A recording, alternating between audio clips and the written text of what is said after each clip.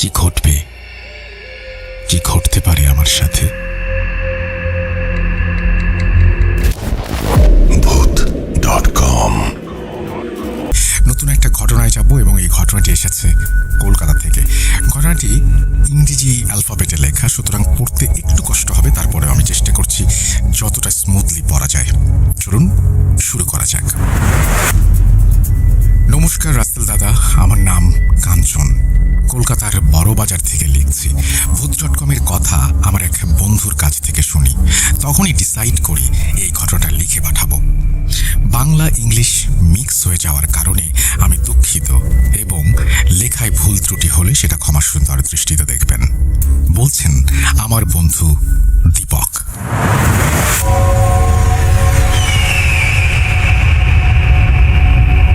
কলকাতাতে এমন অনেক জায়গা আছে যা দিনের বেলা পুরোটাই সাধারণ মনে হয়, কিন্তু রাত নামলে সেই একই জায়গার হাওয়া, আলো আর নিঃশব্দতা মিলে একটা অন্যরকম অস্বস্তি তৈরি করে।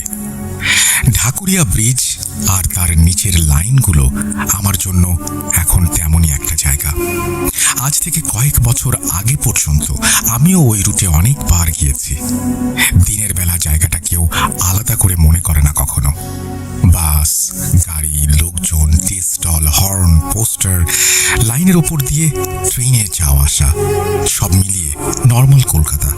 কিন্তু রাতে, বিশেষ করে লাস্ট লোকাল ট্রেন চলে যাওয়ার পরে ওই জায়গার কিছু পার্ট এমন চুপচাপ হয়ে যায় যে নিজের পায়ের আওয়াজও অস্বাভাবিক মনে হয়। অনেকক্ষণ পর্যন্ত আমি নিজেকে বোঝাতে চেষ্টা করেছি যে সেই রাতে যা দেখেছিলাম, যা শুনেছিলাম, সবটাই ক্লান্তি, স্ট্রেস আর ইমাজিনেশন। কিন্তু যত বছর যাচ্ছে ততই মনে হচ্ছে কিছু কিছু জিনিসকে জোর করে লজিক দিয়ে দেখা যায় না, বোঝা যায় না। 2021 সালের শীতকাল ছিল তখন। আমি সাউথ কলকাতার একটা প্রাইভেট ডায়াগনস্টিক সেন্টারে নাইট শিফটে বিলিং আর রিপোর্ট হ্যান্ডওভারের কাজ করতাম। রাত করে বাড়ি ফিরে আসা আমার জন্য নতুন কিছু ছিল না। প্রচুর দিন 11টা, 11:30, মাঝে মধ্যে 12টাও বেজে যেত। সেই দিন ডায়াগনস্টিক সেন্টারে অনেক বেশি কাজ পড়ে গিয়েছিল। একটা মেশিনে প্রবলেম হয়েছিল আর দুজন স্টাফ ছুটিতে ছিল, তাই শিফট শেষ হওয়ার পরও আমাকে বেশ কিছুক্ষণ থাকতে হয়। বেরোতে বেরোতে আমার ঘড়িতে দেখলাম প্রায় 11:30। আমার বাড়ি যাদবপুরের দিকে, তাই আমি প্রায় ওই রাতেই ঢাকুরিয়া ব্রিজের নিচ দিয়ে একটা শর্টকাট নিলাম। রোডটা খুব ভালো বলবো না, কিন্তু কমপ্লিটলি খারাপও না। সাধারণত সেখানে একটা টি স্টল থাকে, রিক্সা পাওয়া যায় বা 2-1 লোক থাকেই। তাই আমি সেই রাতেও বেশি কিছু না ভেবে ওই দিকেই হাঁটতে শুরু করলাম। হাওয়াটা সেই রাতে একটু বেশি ঠান্ডা ছিল। জ্যাকেটের চেনটা তুলে নিয়ে, ফোনটা পকেটে নিয়ে হাঁটতে লাগলাম। প্রথম দিকে সব নর্মাল ছিল। দূরে লাইনের দিকে একটা লাল সিগন্যাল জ্বলছিল। ব্রিজের দেয়ালে পুরনো পোস্টারগুলো অর্ধেক ছিঁড়ে গিয়েছে, ছেঁড়া অংশগুলো নড়ছিল হাওয়াতে। নিচের ভিজে মাটির একটা আলাদা গন্ধ ছিল, যা লাইনের জায়গাতে প্রচুর সময় থাকে। কিন্তু 2 মিনিটের মধ্যেই আমার মনে হলো কেউ পেছনে হাঁটছে। পায়ের আওয়াজটা খুব জোরে ছিল না, কিন্তু আমার নিজের পায়ের সাথে মিলে যাচ্ছিল না। আমি থামলাম, আওয়াজও থামলো। আমি পেছনে ফিরে তাকালাম, কোনো লোক নেই। দূরে একটা কুকুর ডাস্টবিনের কাছে ঘুরঘুর করছিল, আর কিছু না। নিজেকে বললাম খুব টায়ার্ড হয়ে গিয়েছি, তাই ভুল শুনছি। তারপর আবার হাঁটতে শুরু করলাম। কিন্তু কিছু দূর গিয়ে ব্রিজের নিচে একটা কম আলোর জায়গাতে ঢুকতে না ঢুকতেই আওয়াজটা আবার শুরু হলো। এবার আরো ক্লিয়ার, যেন আরেকটা লোক একটু দূর থেকে আমার সাথে সেম পেসে হাঁটছে। আমি এবার জোরে হাঁটতে শুরু করলাম, আওয়াজটাও জোরে হলো। বাম দিকে চোখ ঘুরিয়ে দেখলাম যে টি স্টলটা প্রায় প্রতিদিন দেরি পর্যন্ত খোলা থাকে, আজ সেটা বন্ধ। শাটার নেমে আছে। তার সামনে একটা ভেঙে যাওয়া বেঞ্চ। আলো কম ছিল, তাই প্রথমে ভালো বুঝতে পারিনি, কিন্তু আমার মনে হলো বেঞ্চের ওপর কেউ বসে আছে, মাথা নিচের দিকে, একদম স্থির। ওই রকম জায়গা জায়গায় রাতে বেশি তাকিয়ে থাকা উচিত না বলে আমি চোখ ফিরিয়ে নিয়ে আবার হাঁটতে শুরু করলাম। কিন্তু বেঞ্চটা পাস করে একটু এগিয়ে আমার মনে হলো পেছনে পায়ের আওয়াজের সাথে সাথে বেঞ্চ থেকে যেন কিছু একটা নেমে দাঁড়ালো। আমি তখন প্রথমবার আসলভাবে আনইজি ফিল করা শুরু করলাম। রাতের সবচেয়ে খারাপ জিনিস হলো অনেক সময় যা দেখি তা নয়, যা দেখি না তাই। আমি ফোন বের করে টাইম দেখতে গেলাম। 11:43। নেটওয়ার্ক ছিল, ব্যাটারি ছিল, সব ঠিক। মনে হলো বাড়িতে একবার ফোন করে বলি যে দেরি হচ্ছে। আবার ভাবলাম ফালতু চিন্তা করবে। তখন চোখ পড়ল সামনে, দূরে একটা খুঁটির পাশে একটা মেয়ে দাঁড়িয়ে আছে। গায়ে হালকা রঙের শাল, নিচে একটা সালোয়ার। আলো পেছনে ছিল, তাই মুখ ক্লিয়ার দেখা যাচ্ছিল না। এরকম রাতে একা একটা মেয়েকে দেখে আমার অস্বস্তি বেড়ে গেল। কিন্তু তার চেয়ে বেশি আজব লাগলো যে যেভাবে সে দাঁড়িয়েছিল সেটা দেখে। মুভ করছিল না, ফোন দেখছিল না, কেউ আসার অপেক্ষা করছিল বলেও মনে হচ্ছিল না, শুধু দাঁড়িয়েছিল। আমি কোয়াইটলি পাস করে চলে যেতে চাইলাম। কাছাকাছি আসতেই মেয়েটা খুব আস্তে বলল, পেছনে তাকাবেন না। আমি ওই জায়গায় থমকে দাঁড়িয়ে গেলাম। গলাটা জোরে নয়, কিন্তু একদম ক্লিয়ার, যেন আমার জন্যই বলা হলো। আমি একটু কাঁপা শব্দে বললাম, কি বলেন? ও মাথা না ঘুরিয়ে আবার বলল, যদি বেঞ্চে বসা লোকটাকে দেখে থাকেন তাহলে এখন পেছনে তাকাবেন না। এই লাইনটা শুনে আমার বুক ধরফর করে উঠল। আমার ফার্স্ট ইনস্টিংক্ট ছিল সাথে সাথে পেছনে ফিরে দেখা, কিন্তু কোনো কারণে সেটা করলাম না। এরকম সময় মানুষের মধ্যে একটা অড ইনস্টিংক্ট কাজ করে। কিছু কথা কমপ্লিটলি অ্যাবসার্ড মনে হলেও মনে হয় মেনে চলা উচিত। আমি জিজ্ঞেস করলাম, আপনি কে? উত্তর দিল না। হাওয়াতে ওর শালের কোনা একটু নড়ে উঠল। তারপর খুব শান্ত গলায় সে আমাকে বলল, সবাই প্রথমে ভাবে লোকটা ঘুমোচ্ছে, তারপর ভাবে নষ্ট লোক, তারপর পেছনে তাকায়। একবার চোখ মেললেই হয়। ওই কথাগুলো এত নর্মাল ভাবে বলা হলো যে আমার গলা শুকিয়ে গেল। আমি এবার কিন্তু জোরেই বলে উঠলাম, দেখুন আমার মজা করার মুড নেই। ও এবার খুব আস্তে মাথা ঘুরালো, কিন্তু পুরোটা নয়। আলো ওর মুখের অর্ধেকটা পড়তেই আমার মনে হলো কিছু ঠিক নেই। মুখ নর্মাল, চোখ নর্মাল, কিন্তু পুরো চেহারায় একটা আজব ভিজে যাওয়া ছাপ, যেন অনেকক্ষণ ধরে বৃষ্টিতে দাঁড়িয়ে আছে। আর চোখের মধ্যে এমন একটা ক্লান্তি যা নর্মাল মানুষের ক্লান্তি নয়। ও ধীরে বলল, আমি মজা করছি না। আপনি যদি দেখতে চান তাহলে আজ রাতে বাড়ি ফিরবেন না। আমি কয়েক পা পিছু এলাম। তখন পেছন থেকে একটা পায়ের আওয়াজ বন্ধ হয়ে গেল। এই সাইলেন্সটা ওই আওয়াজের চেয়েও ছিল বেশি খারাপ, কারণ সাউন্ডটা থাকলে ডিস্টেন্স বোঝা যায়, কিন্তু যখন একদম চুপ হয়ে যায় তখন মনে হয় জিনিসটা খুব কাছে এসে গেছে। আমি আনমনে ফোন বের করে ফ্রন্ট ক্যামেরা অন করলাম। ভাবলাম সেলফ ভিউয়ের রিফ্লেকশন নিয়ে পেছনে দেখব। স্ক্রিনে আমার মুখ এলো, পেছনে অন্ধকার লাইন, আর 1 সেকেন্ডের জন্য ইমেজটা গ্লিচ করলো। সেই গ্লিচের মধ্যে আমি দেখলাম যেন আমার পেছনে একজন দাঁড়িয়ে, মাথা একটু বাঁকা করে নিচের দিকে ঝোঁকানো। তারপর স্ক্রিন নর্মাল হয়ে গেল। আমি অলমোস্ট ফোনটা ফেলে দিচ্ছিলাম। মেয়েটার সাথে সাথে বলল, পেছনে দেখবেন না, ও অন্য জায়গায়ও দেখা দেয়। এবার আমার মাথা লিটারালি ঘুরতে লাগলো। আমি প্রায় চিৎকার করে বললাম, কে ও? ও কে? ও কিছুক্ষণ চুপ থেকে বলল, আমি জানি না ও কে, ও কি, কিন্তু ও বসে থাকে। যখন কেউ থাকে ও ওঠে। সেই সময় ব্রিজের ওপর দিয়ে একটা ট্রেন গেল। মেটাল ভাইব্রেশন, লাইন কেঁপে যাওয়া, লোহার একটা গন্ধ মিলে পুরো জায়গাটাকে 1 সেকেন্ডের জন্য আরো বেশি হেভি করে তুলল। আর সেই শব্দের মধ্যেও আমি স্পষ্ট শুনলাম বেঞ্চের দিক থেকে একটা গলা এলো। দাদা, গলাটা একদম সাধারণ, পুরুষ মানুষ হেল্প চাইলে যা হয়। দাদা একটু শুনবেন?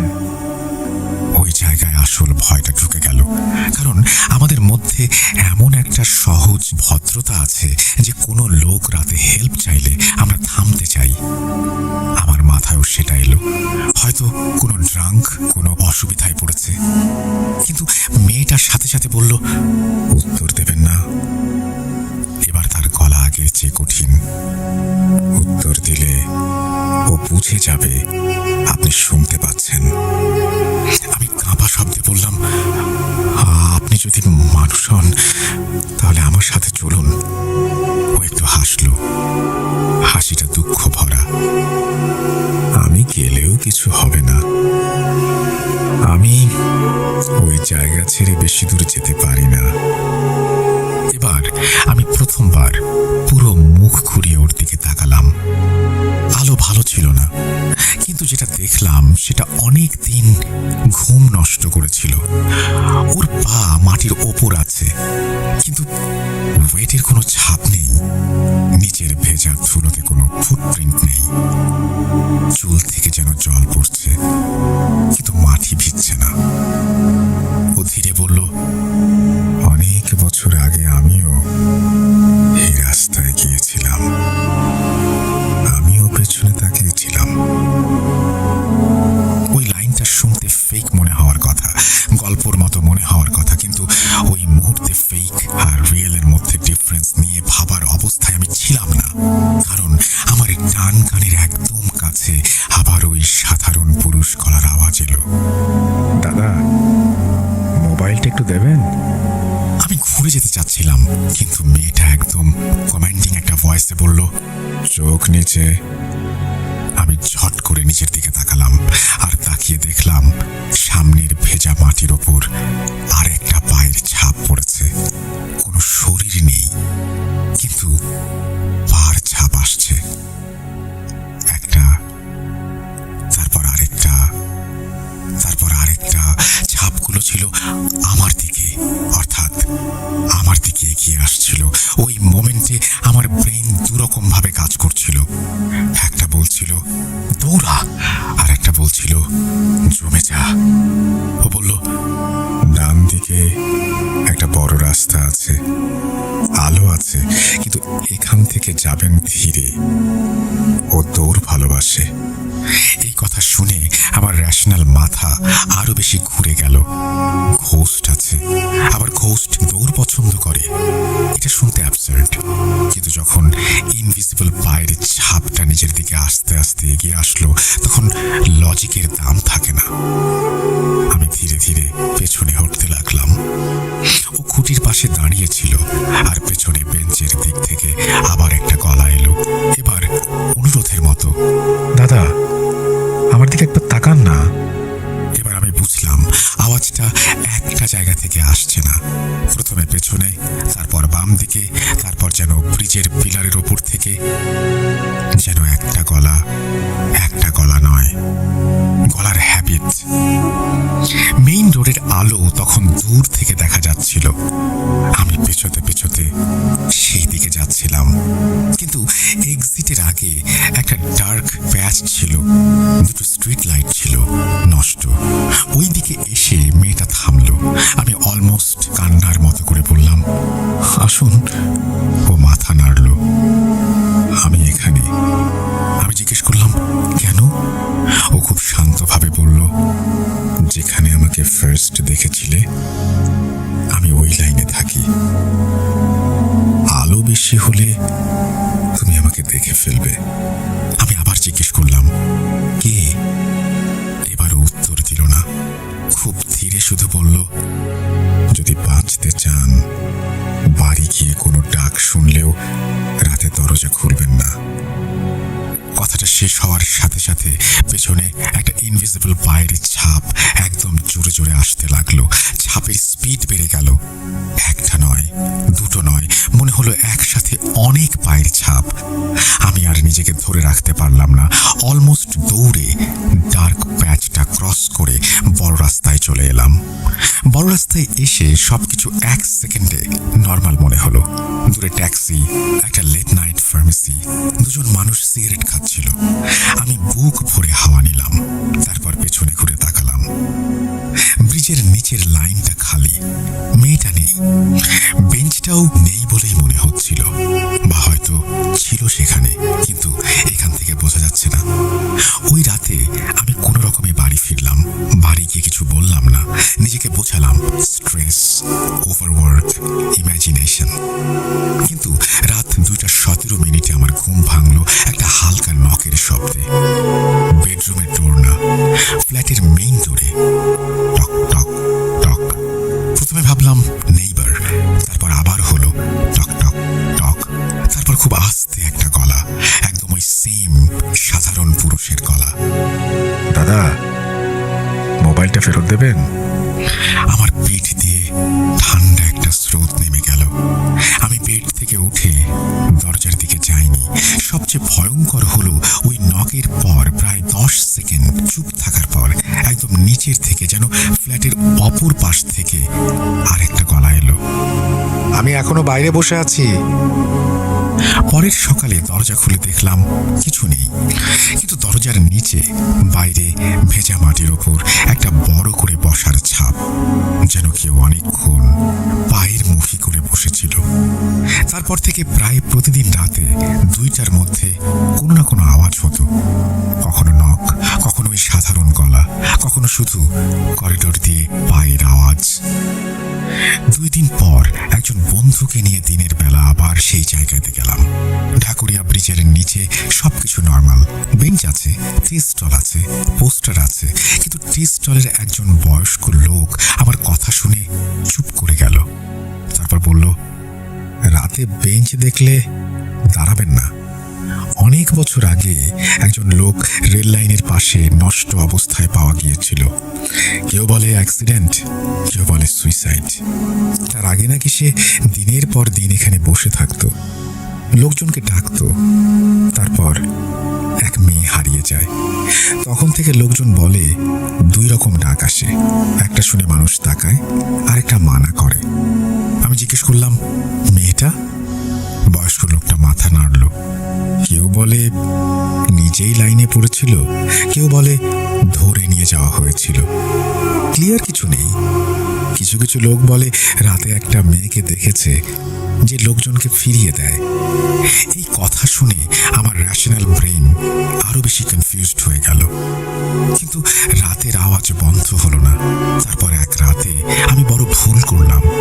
নক শুনে পি হোল দিয়ে তাকালাম। করিডোর খালি, কিন্তু পি হোলের গোল ফ্রেমের মধ্যে ফ্লোরের উপরে একটা জিনিস দেখতে পেলাম, একটা মুখ যেটা নিচে থেকে ওপরে তাকিয়ে আছে।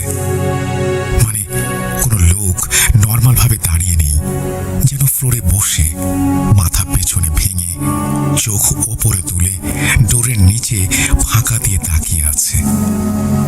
মুখটা ক্লিয়ার ছিল না, কিন্তু একটা বিষয় ক্লিয়ার, চোখ দুটো অস্বাভাবিকভাবে বড়, আর মুখে হাসার মতো কিছু একটা আছে। আমি ছুটে গিয়ে পিহল থেকে সরে এলাম।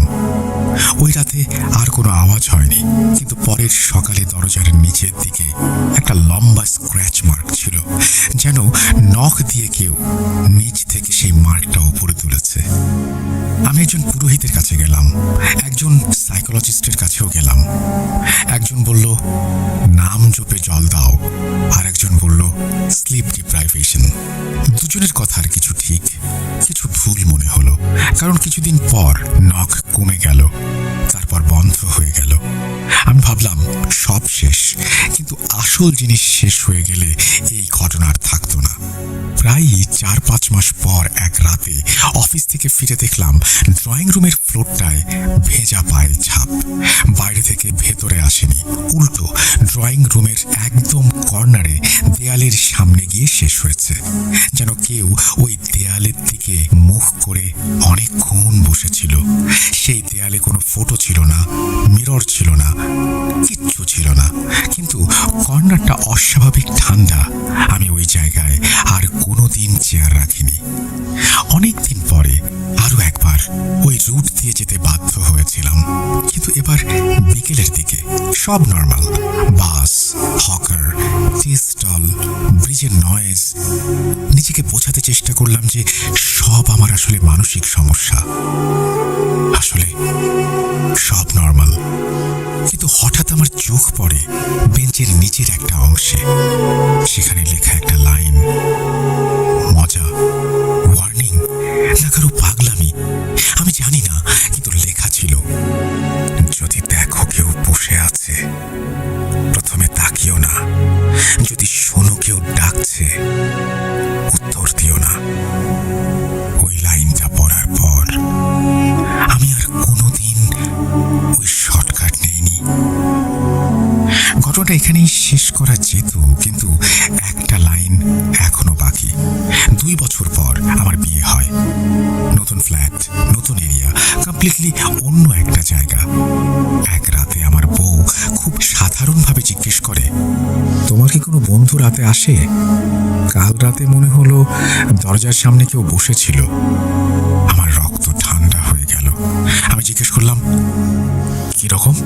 ও বলল, ক্লিয়ার দেখিনি, ওয়াশরুমে যাচ্ছিলাম, ড্রয়িং রুম থেকে দেখলাম মেইন দরজার নিচে আলোর ওপর একটা ছায়া, যেন কেউ বাইরে বসে আছে। হয়তো ভুল দেখেছি। আমি কিছু বলিনি, কিন্তু সেই রাতে ঘুমানোর আগে মেইন ডোরের নিচে একটা তোয়ালে দিয়ে দিয়েছিলাম। আজ পর্যন্ত ওই জিনিসটা আমার সাথে ডিরেক্টলি কথা বলেনি, নকও করেনি, কিন্তু মাঝে মাঝে যদি রাত খুব চুপচাপ হয় আমি এখনো একটা আওয়াজ পাই দূর থেকে, যেন কংক্রিট ফ্লোরের ওপর কাপড় ঘষছে কেউ। তারপর একবার মনে হয় কেউ বসে পজিশন চেঞ্জ করলো।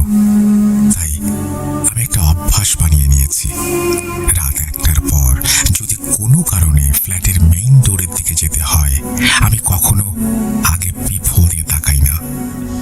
প্রথমে পুরো করিডোরের লাইট অন করি, তারপর যাই। কারণ আমার এখন মনে হয় কিছু জিনিস মানুষকে দৌড়ে ধরে না, শুধু বসে থাকে, অপেক্ষা করে, যতক্ষণ না তুমি নিজেই তাকে দেখতে চাও। এই ছিল ঘটনাটা অনেক লম্বা হয়ে গেল, তার জন্য সরি। যদি ভালো লাগে আশা করি পড়ে শোনাবেন। ভূত.com-এর সবার জন্য রইল অনেক শুভেচ্ছা। আপনার জন্য অনেক শুভেচ্ছা, অনেক ভালোবাসা। আপনি বলছেন অনেক লম্বা হলো, আমার তো পড়তে ইচ্ছে করছিল। আমার মনে হচ্ছিল ইমেলটা কেন এত দ্রুত শেষ হয়ে যাচ্ছে। আপনি আবার লিখবেন, আপনার ঘটনা না হোক, আপনার বন্ধুর ঘটনা, আপনার পরিচিত জনের ঘটনা, আপনার আত্মীয়ের ঘটনা, যে কারো ঘটনা। কারণ আপনি চমৎকার লেখেন, বর্ণনা করেন খুব গুছিয়ে। আশা করছি আপনাকে আবারও পাবো ভূত.com-এ। আপনি ভালো থাকবেন, সুস্থ থাকবেন, মোস্ট ইম্পর্টেন্টলি ভূত.com-এর সাথে থাকবেন। আমরা চলে যাব আমাদের পরবর্তী ঘটনায়। তবে তার আগে যদি এই ঘটনাটি কারো ভালো লাগে অবশ্যই ঘটনাটি শেয়ার করুন আপনার বন্ধুর সাথে। এবং বিশেষত যারা ইন্ডিয়া থেকে শুনছেন তাদেরকে বলবো, দেখুন কলকাতার ঘটনাও আমরা প্রচার করছি, সুতরাং বেশি বেশি করে শেয়ার করতে হবে আপনাদের ফেসবুক থেকে, বন্ধুদের মাধ্যমে আরও বেশি জানিয়ে দিতে হবে ভূত.com-এর কথা। আশা করছি কলকাতা থেকে শুধু নয়, পশ্চিম বাংলার বিভিন্ন শহর থেকে আরো অনেক অনেক ঘটনা পাবো। এই ঘটনার মতো আরো অনেক ঘটনা হয়তো পাঠানোর আছে, আসবে সেগুলো পশ্চিম বাংলা থেকে। আমরা চলে যাব আমাদের পরবর্তী ঘটনায়।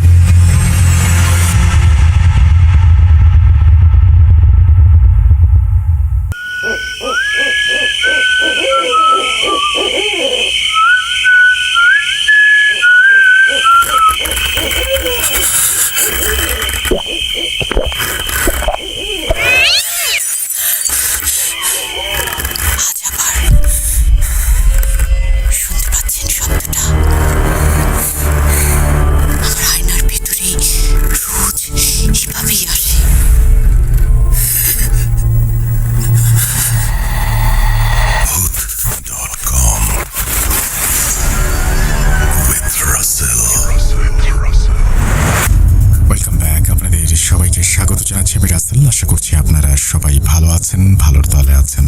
আমিও ভালো আছি আর ভালোর তলে আছি। নতুন একটা ঘটনায় যাব, যেভাবে লেখা আছে আমি সেভাবেই পড়ে শোনাচ্ছি। হ্যালো রাসেল ভাই, আশা করি ভালো আছেন। আমি ভূত.com-এর একনিষ্ঠ ভক্ত আকাশ প্রধান। লিখছি নরসিংদী জেলার বেলাবো থানার কোনো একটা গ্রাম থেকে। ভূত.com-এ এটাই আমার শেয়ার করা প্রথম ঘটনা।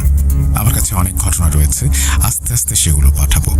অনিচ্ছাকৃত ভুল ত্রুটির জন্য রাসেল ভাই এবং লিসেনারের কাছে ক্ষমা প্রার্থী।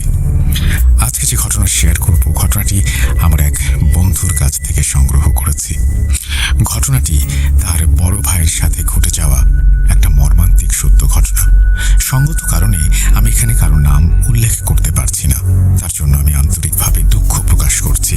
আমি আমার বন্ধুর বড় ভাইয়ের ভাষায় বলার চেষ্টা করছি। ধরা যাক তার নাম তাহমিদ আহমেদ।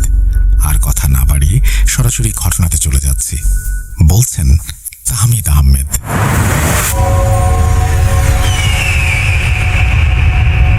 সালটা তখন 2016।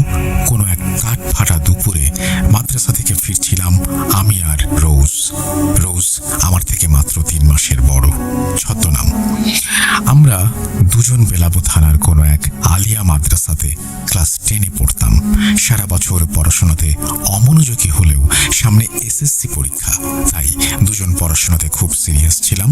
বলে রাখা ভালো, রোজ আমার বন্ধু। আমাদের রিলেশন প্রায় 1.5 বছরের। যাই হোক, এবার ঘটনাতে ফেরা যাক।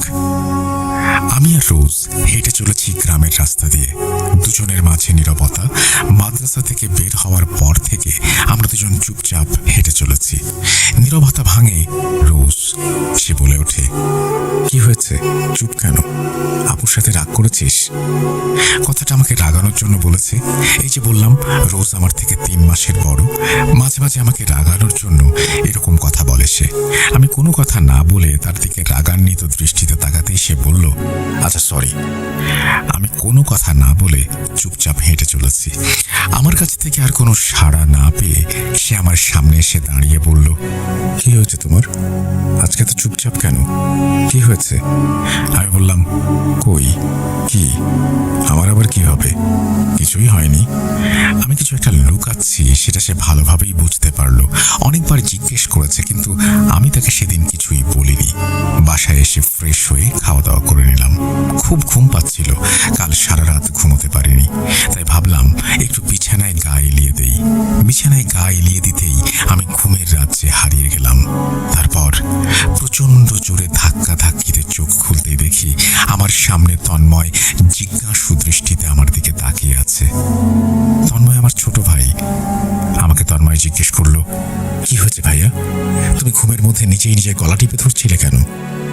তন্ময়ের মুখ থেকে এই কথা শুনে আমি নির্বিকার ভঙ্গিতে বললাম, না কিছু না, স্বপ্ন দেখেছি, তাই হয়তো এরকম হয়েছে। আমার উত্তর শুনে তন্ময় কোনো কথা না বলে রুম থেকে বেরিয়ে গেল। ঘড়িতে তাকিয়ে দেখি দুপুর 1:13। ওয়াশরুম থেকে অজু করে বেরিয়ে পড়ি। গন্তব্য মসজিদ। নামাজ পড়ে সোজা বাসায় চলে আসি। বাসায় এসে সোজা নিজের রুমে চলে যাই। দরজা বন্ধ করে বই নিয়ে বসলাম। পড়তে মন বসছে না, তবু মনের বিরুদ্ধে গিয়ে কিছু অঙ্ক করলাম। অনেকবার ভুল হচ্ছিল, তারপরও বারবার চেষ্টা করছিলাম। কখন যে বিকেল হয়ে গেল বুঝতেই পারিনি। আসরে নামাজ পড়ার জন্য ওয়াশরুমে গেলাম। যথারীতি ওয়াশরুমের কাজ শেষ করে বেসিনে উজু করলাম। উজু শেষ করে আয়নার দিকে তাকাতেই আমি হতবাক। আয়নায় আমার অবয়ব এখনো উজু করছে। হঠাৎ করে আয়নায় থাকা আমার অবয়ব আমার দিকে তাকায় এবং কর্কশ গলায় বলে, কিরে রক্ত দিবি? আমি এক চিৎকার দিয়ে অজ্ঞান হয়ে যাই। জ্ঞান ফিরতেই নিজেকে বিছানায় আবিষ্কার করি। চারিদিকে বাবা, মা, ছোট ভাই দাঁড়িয়ে আছে। আমার জ্ঞান ফিরেছে দেখে বাবা প্রশ্ন ছুড়ে দিল, তুই ওয়াশরুমে গিয়ে অজ্ঞান হলে কিভাবে? প্রশ্নটা শুনতেই আমি বাবার দিকে তাকাই। বিশ্বাস করবেন না, আমি তখন আমার বাবাকে দেখিনি। আমি যেটা দেখলাম সেটা আমার বাবার মুখ ছিল না। বাবার জায়গায় দাঁড়িয়ে এক বিকৃত চেহারার অদ্ভুত অবয়ব। তার চোখ দুটো লাল টকটকে, মুখে যেন অদ্ভুত আমি ভয়ে কথা বলতে পারছিলাম না। মা আবার ডাক দিলেন। কি হয়েছে বাবা, কথা বলছিস না কেন? মায়ের কণ্ঠ শুনে আমি আবার তাকালাম। এবার দেখি সব স্বাভাবিক। বাবা আগের মতোই দাঁড়িয়ে আছেন। আমি তখনও ভয়ে কাঁপছি। কি বলবো বুঝতে পারছিলাম না। আমি কাঁপা গলায় বললাম, কিছু না বাবা, মাথা ঘুরে পড়ে গিয়েছিলাম। বাবা সন্দেহের দৃষ্টিতে তাকালেও আর কিছু বললেন না। মা বললেন, আজকে আর পড়তে হবে না, একটু বিশ্রাম নে। আমি মাথা নেড়ে সম্মতি দিলাম, কিন্তু আমার মাথার ভেতর তখন শুধু একটা প্রশ্নই ঘুরপাক খাচ্ছে। আয়নায় আমি যেটা দেখলাম সেটা কি সত্যিই দেখেছি, নাকি শুধুই আমার মনের ভুল? সেদিন সন্ধ্যার পর থেকে ভেতরে আমার এক অদ্ভুত অস্বস্তি কাজ করতে লাগলো। মনে হচ্ছিল কেউ যেন আমাকে সবসময় অনুসরণ করছে, কিন্তু আশেপাশে তাকালে কাউকে দেখা যায় না। মাগরিবের নামাজ পড়ে যখন রুমে ফিরে এলাম, তখন হঠাৎ ফোনটা ভাইব্রেট করে উঠল। দেখি রোজ কল করেছে। আমি কল রিসিভ করতেই ওপাশ থেকে রোজ বলল, সারাদিন ফোন অফ ছিল কেন তোমার? অনেকবার কল করেছি। আমি একটু চুপ থেকে বললাম, শরীরটা খারাপ ছিল তাই। তুমি মিথ্যা বলছো। আমি বুঝতে পারছি কিছু একটা হয়েছে।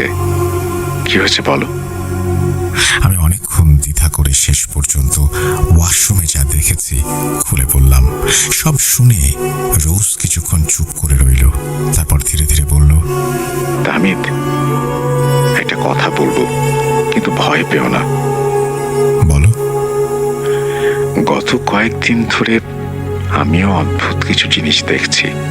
কয়েকবার মনে হয়েছে কেউ যেন আমাকে দূর থেকে তাকিয়ে দেখছে। ওর কথা শুনে আমার বুকের ভেতরটা ধক করে উঠল।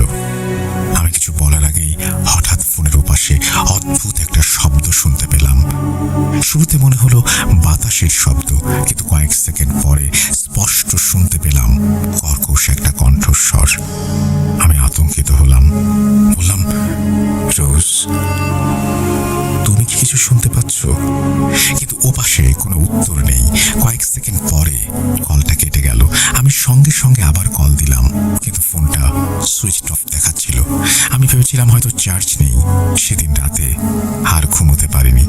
বারবার আয়নার ওই দৃশ্যটা আমার সামনে ভেসে আসছিল, আর সেই কর্কশ কণ্ঠস্বর। রাত 2টার দিকে হঠাৎ আমার রুমের দরজায় ধীরে ধীরে টোকা পড়তে শুরু করলো। ঠক ঠক ঠক। আমি ভয় পেয়ে জিজ্ঞেস করলাম, কে? কোনো উত্তর নেই। কিছুক্ষণ পর আবারও টোকা। আমি সাহস করে দরজার কাছে গিয়ে বললাম, কে ওখানে? ঠিক তখনই দরজার ওপাশ থেকে ধীরে একটা কণ্ঠ ভেসে এলো। কণ্ঠটা বলল, তাহমিদ, দরজা খুলো।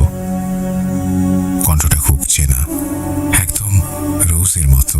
কিন্তু এই গভীর রাতে রোজ এখানে আসবে কোত্থেকে? আর ওর কণ্ঠস্বরটা যেন অনেক দূর থেকে ভেসে আসছে। আবার পরক্ষণেই মনে হচ্ছে একদম কানের কাছে। আমি ভয়ে দরজার নব থেকে হাত সরিয়ে নিলাম। কাঁপা কাঁপা গলায় বললাম, রোজ, তুমি এই সময়ে? কিভাবে? তোমার ফোন তো বন্ধ ছিল। ওপাশ থেকে কোনো উত্তর নেই, শুধু দরজায় সেই নখের আঁচড়ের মতো শব্দ হতে লাগলো। খচ খচ। আমার পুরো শরীর তখন ঘামছে। হঠাৎ মনে হলো জানালার পর্দা তুলছে, কিন্তু জানালা তো বন্ধ। তাকিয়ে দেখি জানালার কাঁচের ওপাশে একটা বিভৎস মুখ সেঁটে আছে, সেই আয়নায় দেখা অবয়ব। আমি চিৎকার দিতে গিয়েও পারলাম না, গলা দিয়ে কোনো শব্দ বেরোচ্ছে না। ঠিক সেই মুহূর্তে দরজার ওপাশ থেকে সেই রোজের মতো কণ্ঠটা পাল্টে গিয়ে সেই কর্কশ অশরীরী শব্দে রূপান্তরিত হলো, রক্ত দিবি না। কথাটা শেষ হতেই পাশের ঘর থেকে আমার ছোট ভাই তন্ময়ের এক বিকট চিৎকার শুনতে পেলাম। আমি আর ভয় না পেয়ে পাগলের মতো দরজা খুলে তন্ময়ের দিকে দৌড়ালাম।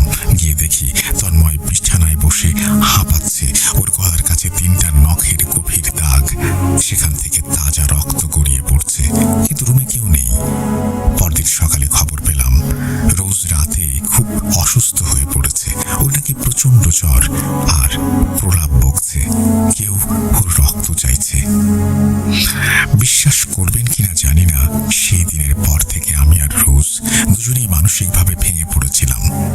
একজন বুজুর্গ লোকের মাধ্যমে জানতে পারি আমাদের মাদ্রাসার পেছনের সেই পুরনো কবরস্থানের পাশ দিয়ে আসার সময় কোনো এক অশুভ জিনের দৃষ্টিতে আমরা পড়ে যাই।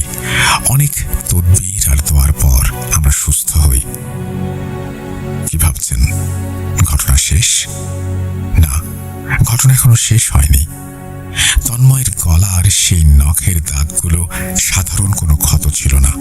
অদ্ভুত ব্যাপার হলো, ব্যান্ডেজ করার পরেও সেই ক্ষত থেকে চুইয়ে চুইয়ে রক্ত পড়ছিল, আর সেই রক্তের গন্ধটা ছিল পচা মাংসের মতো উৎকট।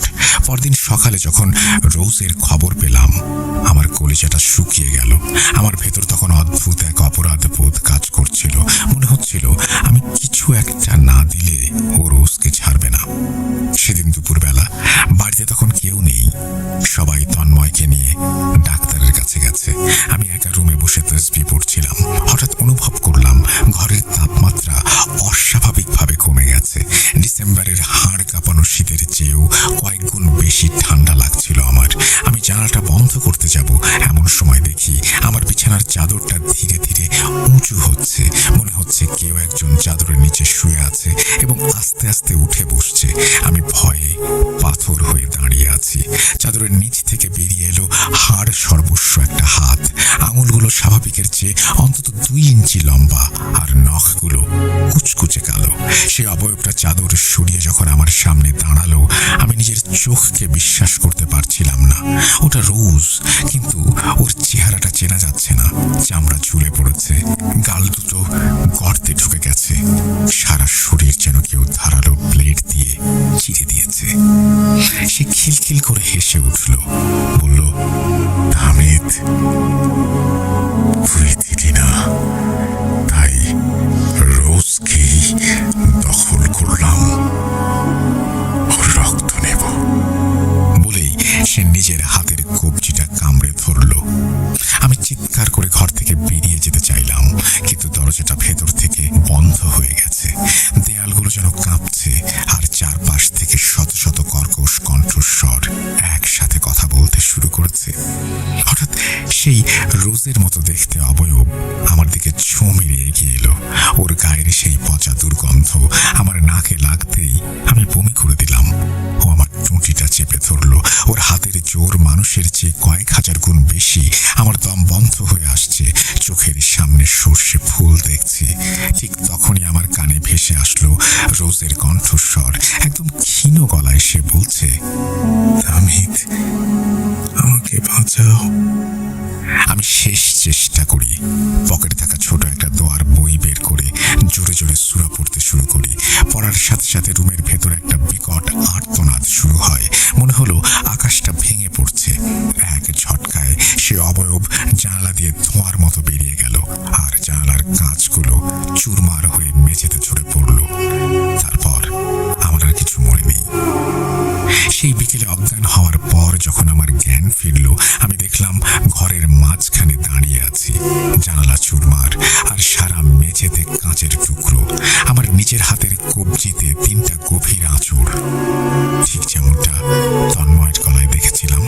কিন্তু অদ্ভুত ব্যাপার হলো, সেই ক্ষত থেকে লাল রক্ত বেরোচ্ছিল না, বেরোচ্ছিল কালচে চটচটে একটা তরল। আমি দুর্গন্ধ পাচ্ছিলাম, বুঝতে পারলাম সূরা পড়ে সেই জিনকে তাড়িয়ে দিলেও বিপদ এখনো কাটেনি। শয়তানটা আমার শরীরের ভেতর কোনো বিষাক্ত বীজ বুনে দিয়ে গেছে। রাত বাড়ার সাথে সাথে আমার ঘরের পরিবেশ আরো ভারী হতে লাগলো। বাড়ির সবাই তন্ময়কে নিয়ে ব্যস্ত, কিন্তু আমার উপর যে কি বয়ে যাচ্ছে তা দেখার কেউ নেই। রাত 12টার ঠিক পর আমি বিছানায় বসে দোয়া পড়ছিলাম। হঠাৎ অনুভব করলাম ঘরের চারিদিকে দেয়াল থেকে রক্ত চুইয়ে পড়ছে। সেই রক্ত দেয়াল বেয়ে মেঝের কাঁচের টুকরোগুলোর সাথে মিশে যাচ্ছে, আর সেই কাঁচের টুকরোগুলো একা একাই নড়াচড়া শুরু করেছে, যেন অদৃশ্য কোনো শিল্পী সেই ভাঙা কাঁচ আর রক্ত দিয়ে মেঝেতে একটা অবয়ব তৈরি করছে। কয়েক মিনিটের মধ্যেই মেঝেতে তৈরি হলো এক বিভৎস মানচিত্র। সেটা দেখে ঠিক রোজের বাড়ির নকশার মতো লাগলো।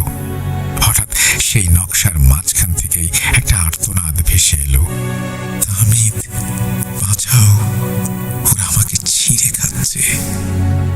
রোজের গলা। আমি স্থির থাকতে পারলাম না। পাগল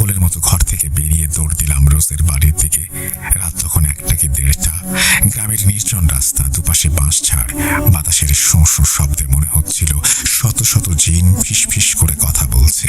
মাদ্রাসার পেছনের সেই পুরনো কবরস্থানের কাছে আসতেই আমার পা দুটো যেন মাটিতে গেঁথে গেল।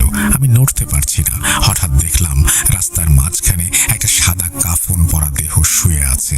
আমি ভয়ে চোখ বন্ধ করে ফেললাম, কিন্তু চোখ বন্ধ করেও আমি স্পষ্ট দেখতে পাচ্ছিলাম সেই দেহটা ধীরে ধীরে উঠে দাঁড়াচ্ছে। কোনো ঘাড় নেই, কোনো মাথা নেই, শুধু একটা হাড় সর্বস্ব শরীর। সেই শরীর থেকে ভেসে এলো কর্কশ কণ্ঠস্বর, হামিদ, তুই আসতে দেরি করে ফেললি। রোজের রক্ত ফুরিয়ে গেছে, আমাদের নতুন পাত্র চাই। আমি চিৎকার করে উঠলাম, আমি রক্ত দেব, রোজকে ছেড়ে দাও। বলার সাথে সাথে সেই শরীরটা আমার উপরে ঝাঁপিয়ে পড়লো। আমি অনুভব করলাম হাজার হাজার ঠান্ডা পোকা আমার শরীরের উপর দিয়ে হেঁটে যাচ্ছে। আমার দৃষ্টি ঘোলাটে হয়ে এলো। যখন চোখ মেললাম, দেখলাম আমি কবরস্থানের ভেতরে একটা কবরের ওপর শুয়ে আছি। আমার চারপাশে গোল হয়ে বসে আছে 6-7টা ছায়া মূর্তি। মূর্তিগুলোর মাঝখানে বসে আছে রোজ। না, ওটা রোজ নয়। ওর গায়ের চামড়া এখন নীলচে, চোখ দুটো পুরোপুরি সাদা। ও আমার দিকে তাকিয়ে একটা পৈশাচিক হাসি হাসলো। আমি অনুভব করলাম আমার ঘাড়ের রগ টেনে কেউ ছিঁড়ে বের করে ফেলছে। অসহ্য যন্ত্রণায় আমি কাতরাতে লাগলাম। ঠিক সেই মুহূর্তে আকাশের মেঘ চিরে এক তীব্র আলো এলো। সেই আলোর ঝটকায় ছায়ামূর্তিগুলো আর্তনাদ করে মিলিয়ে যেতে শুরু করলো। আমি দেখলাম দূরে সাদা পোশাকে এক বৃদ্ধ দাঁড়িয়ে, তার হাতে কিতাব আর তাসবিহ। তিনি উচ্চ স্বরে এমন কিছু পড়ছিলেন যা শুনলে শরীরের লোম খাড়া হয়ে যায়। তিনি আমার কপালে হাত রাখতেই আমি অনুভব করলাম আমার ভেতর থেকে কালো একটা ধোঁয়া বেরিয়ে যাচ্ছে। সেই ধোঁয়াটা বাতাসের সাথে মিশে যাওয়ার সময় এক বিকট চিৎকার করে বলল, শর্ত পূরণ হলো না। পরদিন সকালে আমাকে সেই কবরস্থানের পাশেই বেহুশ অবস্থায় পাওয়া যায়। রোজও হাসপাতাল থেকে ফিরে আসে, কিন্তু ওর স্মৃতি থেকে সেই কয়েকদিনের ঘটনা মুছে গেছে। ও কিছুই মনে করতে পারে না। পরদিন সকালে যখন বাড়ির লোক আমাকে উদ্ধার করলো, আমার অবস্থা ছিল বর্ণনাতীত। শরীরের হাড়গুলো যেন ভেঙে গুঁড়ো হয়ে গেছে। আমাকে বিছানায় শোয়ানো মাত্রই সারা ঘর পচা মাংসের গন্ধে ভরে গেল। মা যখন আমার জামা খুললেন, তিনি এক বিকট চিৎকার দিয়ে অজ্ঞান হয়ে গেলেন। আমার পিঠের চামড়া জুড়ে কেউ যেন নখ দিয়ে অনেক কিছু লিখেছে, আর সেখান থেকেই চুইয়ে চুইয়ে পড়ছিল কালচে চটচটে তরল। বাবা ইতোমধ্যেই পাশের গ্রামের একজন বুজুর্গ ইমামের নিকট গিয়েছিলেন এবং ওনাকে সবকিছু খুলে বলেন। সবকিছু শোনার পর সেই ইমাম আর এক মুহূর্ত দেরি না করে আমাদের বাসায় আসেন। বাড়িতে প্রবেশ করলেন ইমাম। তার নাম মৌলভী ইব্রাহিম। তার হাতে একটা কিতাব থেকে অদ্ভুত সুগন্ধ আসছিল। তিনি আমার রুমে ঢুকেই থমকে দাঁড়ালেন। জানালার দিকে তর্জনী উঁচিয়ে বললেন, এখনো পিছু ছাড়িসনি? হঠাৎ করেই কোনো একটা বাতাস ছাড়াই জানালার ভারী পর্দাগুলো উঠতে শুরু করলো। ঘরের তাপমাত্রা যেন হিমাঙ্কের নিচে নেমে গেল। হুজুর তাসবিহ হাতে আমার শিওরে বসলেন। তিনি যখন দোয়া পড়া শুরু করলেন, আমার শরীরের সেই খোদাই করা হরফগুলো যেন জীবন্ত হয়ে উঠল। আমার মনে হচ্ছিল হাজার হাজার বিচ্ছু আমার চামড়ার নিচ দিয়ে দৌড়াচ্ছে। আমি বিছানায় শুয়েই অস্বাভাবিকভাবে ধনুকের মতো বেঁকে গেলাম। আমার মুখ দিয়ে কোনো মানুষের শব্দ বেরোচ্ছিল না, বেরোচ্ছিল সেই পৈশাচিক কর্কশ কণ্ঠস্বর, তোর হুজুর ওকে বাঁচাতে পারবে না, ওর রক্ত আমাদের লাগবে। হুজুর তখন রুদ্র মূর্তি ধারণ করলেন। তিনি তাসবিহ দিয়ে আমার কপালে একটা আঘাত করলেন এবং উচ্চ স্বরে সূরা জিনের আয়াতগুলো পাঠ করতে শুরু করলেন। প্রতিটি আয়াতের সাথে সাথে আমার শরীরের ভেতর থেকে কালো ধোঁয়া পাকিয়ে বের হতে লাগলো। হুজুর চিৎকার করে বললেন, তোর এই ঠিকানা এই শরীরে নয়, আগুনের কুণ্ডলিতে। দীর্ঘ 3 ঘন্টা যুদ্ধের পর আমার শরীর নিস্তেজ হয়ে এলো। হুজুর তার ঝুলি থেকে বের করলেন হরিণের চামড়ায় লেখা দুটি বিশেষ কবজ বা তাবিজ। একটি আমার গলায় পরিয়ে দিলেন এবং অন্যটি নিয়ে রোজের বাড়ির দিকে রওনা হলেন। রোজের বাড়িতে গিয়ে দেখা গেল ভয়াবহ দৃশ্য। রোজ তখন ঘরের সিলিংয়ে ঝুলে আছে, কোনো রশি ছাড়াই। ওর চুলগুলো সাপের মতো কিলবিল করছিল। হুজুর সেখানে গিয়ে এক ঘটি পড়া পানি ওর মুখে ছিটিয়ে দিতেই রোজ একটা বিকট আর্তনাদ করে মেঝেতে আছড়ে পড়ল। ওর শরীর থেকে যে পরিমাণ কালো রক্ত বেরিয়েছিল তা দেখে উপস্থিত সবাই শিউরে উঠেছিল। হুজুর রোজের হাতে সেই বিশেষ তসবিটি বেঁধে দিলেন এবং ওর ঘরের চার কোণে 4টি লোহা গেঁথে দিলেন যাতে কোনো জিন সেখানে প্রবেশ করতে না পারে। চিকিৎসা শেষে হুজুর আমাদের দুজনকে সামনে বসিয়ে খুব গম্ভীর গলায় বললেন, বাবা তাহমিদ, মারুস, তোমরা যে অশুভ শক্তির পাল্লায় পড়েছিলে তা ছিল এক অভিশপ্ত জিনের গোত্রের অবাধ্য জিন। ওই কবরস্থানে তোমরা অজান্তেই এমন কিছু পদদলিত করেছ যা ওদের খেপিয়ে দিয়েছিল। এই হরিণের চামড়ার তাবিজে আমি আল্লাহর কালামের এমন এক ঢাল তৈরি করে দিয়েছি যা তোমাদের আল্লাহর হুকুমে রক্ষা করবে। কিন্তু মনে রেখো, এই তাবিজ যতক্ষণ তোমাদের শরীরে লেগে আছে ততক্ষণই তোমরা এই পৃথিবীর আলো দেখতে পাবে। যদি কখনো এই তাবিজ শরীর থেকে আলাদা হয় তবে সেই পুরনো শত্রু আবার ফিরে আসবে, আর সেদিন হয়তো আমি কিংবা অন্য কেউ তোমাদের আর বাঁচাতে পারবে না। এটাই ছিল আমার তাহমিদ ভাইয়ের কাছ থেকে শোনা ঘটনা। জানি না কতটা বিশ্বাসযোগ্য মনে হয়েছে আপনার কাছে। যদি প্রচারযোগ্য হয় তাহলে পড়ে শোনাবেন। ধন্যবাদ ভূত.com টিম। ভূত.com টিম দীর্ঘজীবী হোক। সবাইকে ঈদের শুভেচ্ছা। ঈদ মোবারক। আমি ব্যক্তিগত তথ্য দিচ্ছি যা প্রকাশ করবেন না। এরপরে তিনি তার নাম, ঠিকানা, ফোন নাম্বার, ফেসবুক আইডি সবকিছুই দিয়েছেন। থ্যাংক ইউ সো মাচ ঘটনা পাঠানোর জন্য। এবং এই ঘটনাটি আপনাদের কেমন লাগলো সেটা অবশ্যই কমেন্ট সেকশনে লিখতে ভুলবেন না। যারা এখনো পর্যন্ত আমাদের সাবস্ক্রাইব করেননি অনুগ্রহ করে সাবস্ক্রাইব করে ফেলবেন এবং অবশ্যই বেল আইকনটি ক্লিক করতে ভুলবেন না। এই ঘটনাটি আমি পড়লাম, কিন্তু আমি জানি না যে এটা আসলে আপনি ঠিকই বলেছেন মানুষের কাছে বা যারা শুনলেন তাদের কাছে কতটা বিশ্বাসযোগ্য হবে আমার জানা নেই আসলে। আমি তারপরে বললাম, আপনি যদি কোনো প্রশ্ন দেখেন কমেন্ট সেকশনে তার উত্তর দেবেন দয়া করে। আমরা চলে যাব আমাদের পরবর্তী ঘটনায়।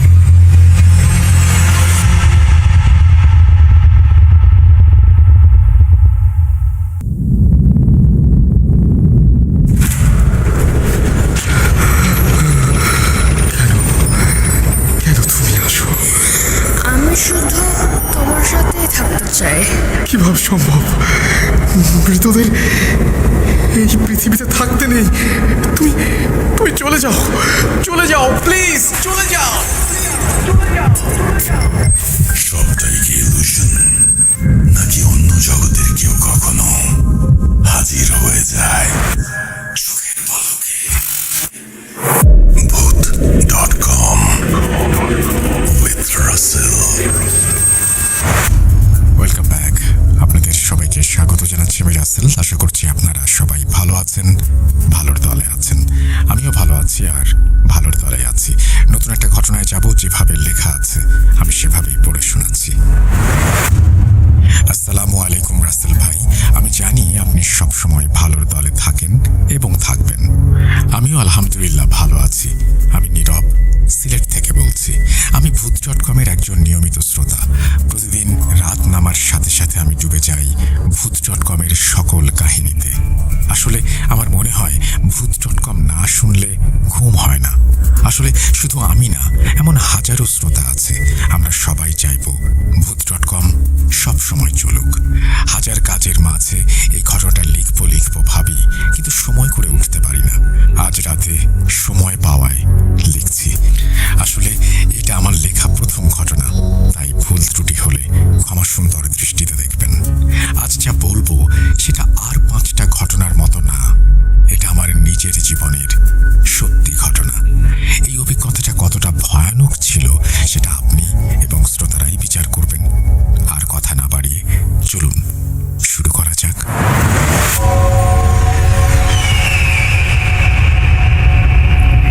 জিন যে মিষ্টি খেতে ভালোবাসে তা তো সবাই জানে। আর সেই মিষ্টি একদিন নিয়ে আসে আমাদের বাসায় জিনের কালো ছায়া। ঘটনাটা 2023 সালের। কয়েকদিন হলো আমার বড় বোন আমাদের বাসায় বেড়াতে এসেছে। বোন এসেছে প্রায় 1.5 বছর পর।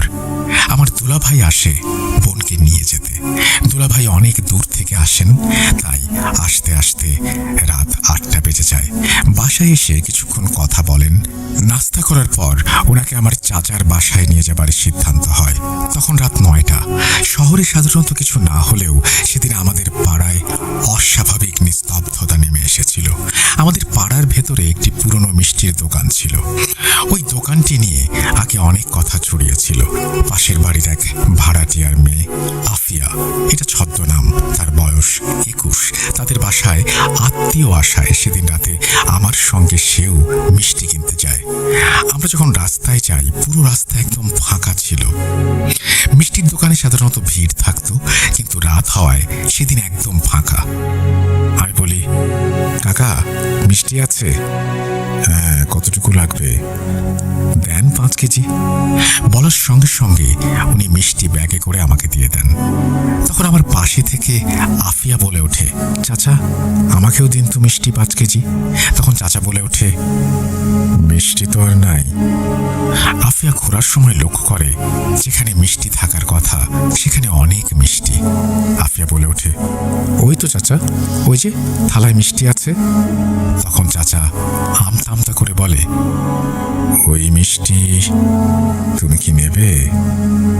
আমি বলে উঠি, কেন, মিষ্টিগুলো কি নষ্ট? চাচা বলেন, না না, তেমন কিছু না। আফিয়া বলল, তাহলে দিয়ে দিন। কাকা একটু ভেবে মিষ্টিগুলো দিয়ে দিলেন।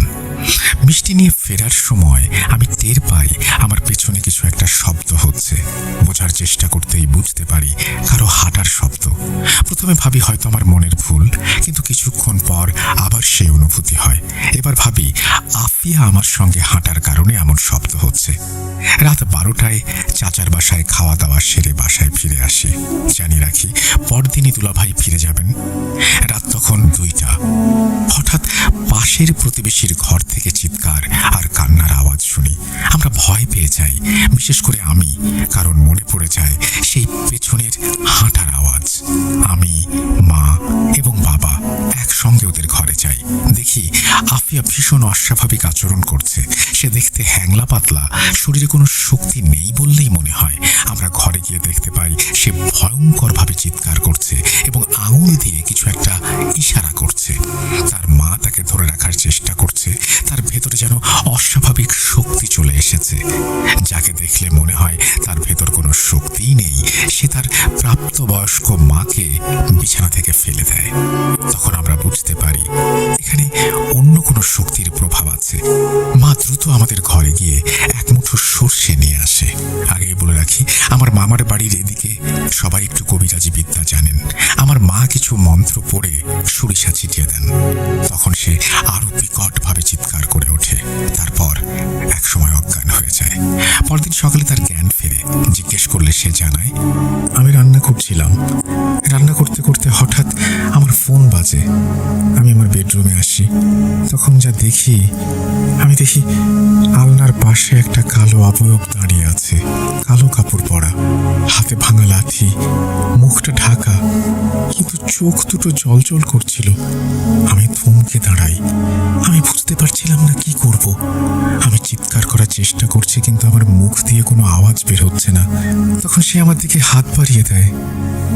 এরপর আমার আর কিছু মনে নেই।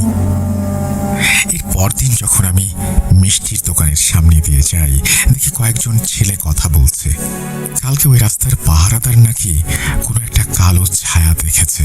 পরে আমি অনেক কষ্টে খুঁজে বের করি সেই পাহারাদারকে।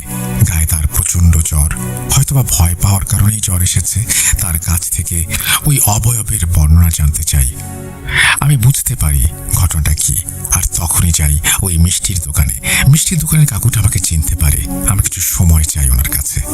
ওনাকে যখন আমি পুরো ঘটনা খুলে বলি, উনি সত্যি স্বীকার করেন। তারপর বলেন, আসলে আমরা প্রতিদিন দোকান বন্ধ করার আগে কিছু মিষ্টি রাখি জিনদের জন্য।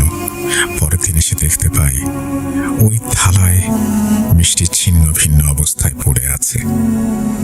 সেদিন রাতে যখন তোমরা আসলে, ওই মেয়েটি মিষ্টিগুলো দিতে বলল। আমি মানা করলাম। তা সত্ত্বেও জানি না কেন ওই মিষ্টিগুলো তোমাদেরকে দিয়ে দেই। এতটুকু শোনার পর আমি বুঝে গিয়েছি আসলে সেদিন সেই পায়ের আওয়াজটা কার ছিল, কে আমার পিছু পিছু আসছিল। আমি বাসায় ফিরে আসি, সবাইকে সবকিছু খুলে বলি। আফিয়ার মা বাবা ওই মিষ্টিওয়ালা কাকুর উপরে অনেক রেগে যান। আমরা কোনোভাবে ব্যাপারটা সামলাই। পরে আফিয়ার বাবা মা একজন কবিরাজের কাছ থেকে তাবিজ নিয়ে আসেন, সেটা তাকে পরিয়ে দেন। এখন আমাদের বাসায় অদ্ভুত কিছুর উপস্থিতি আমরা অনুভব করি। আফিয়াদের ঘরের পাশে ছোট একটা রাস্তা আছে, সেখানে একটা আম গাছ। মাঝে মাঝে রাতে সেখানে কালো কাপড় পরা একজনকে হাঁটতে দেখা যায়। আমাদের বাসাতেও রাতে কারো কথা বলার আওয়াজ শুনি।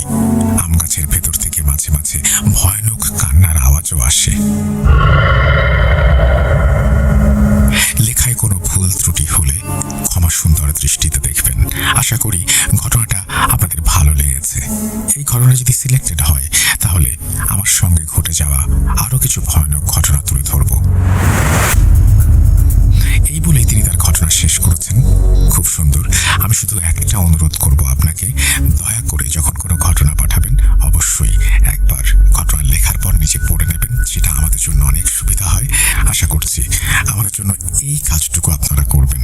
আমি আপনার ঘটনার অপেক্ষায় থাকলাম। আমরা চলে যাব আমাদের পরবর্তী ঘটনায়।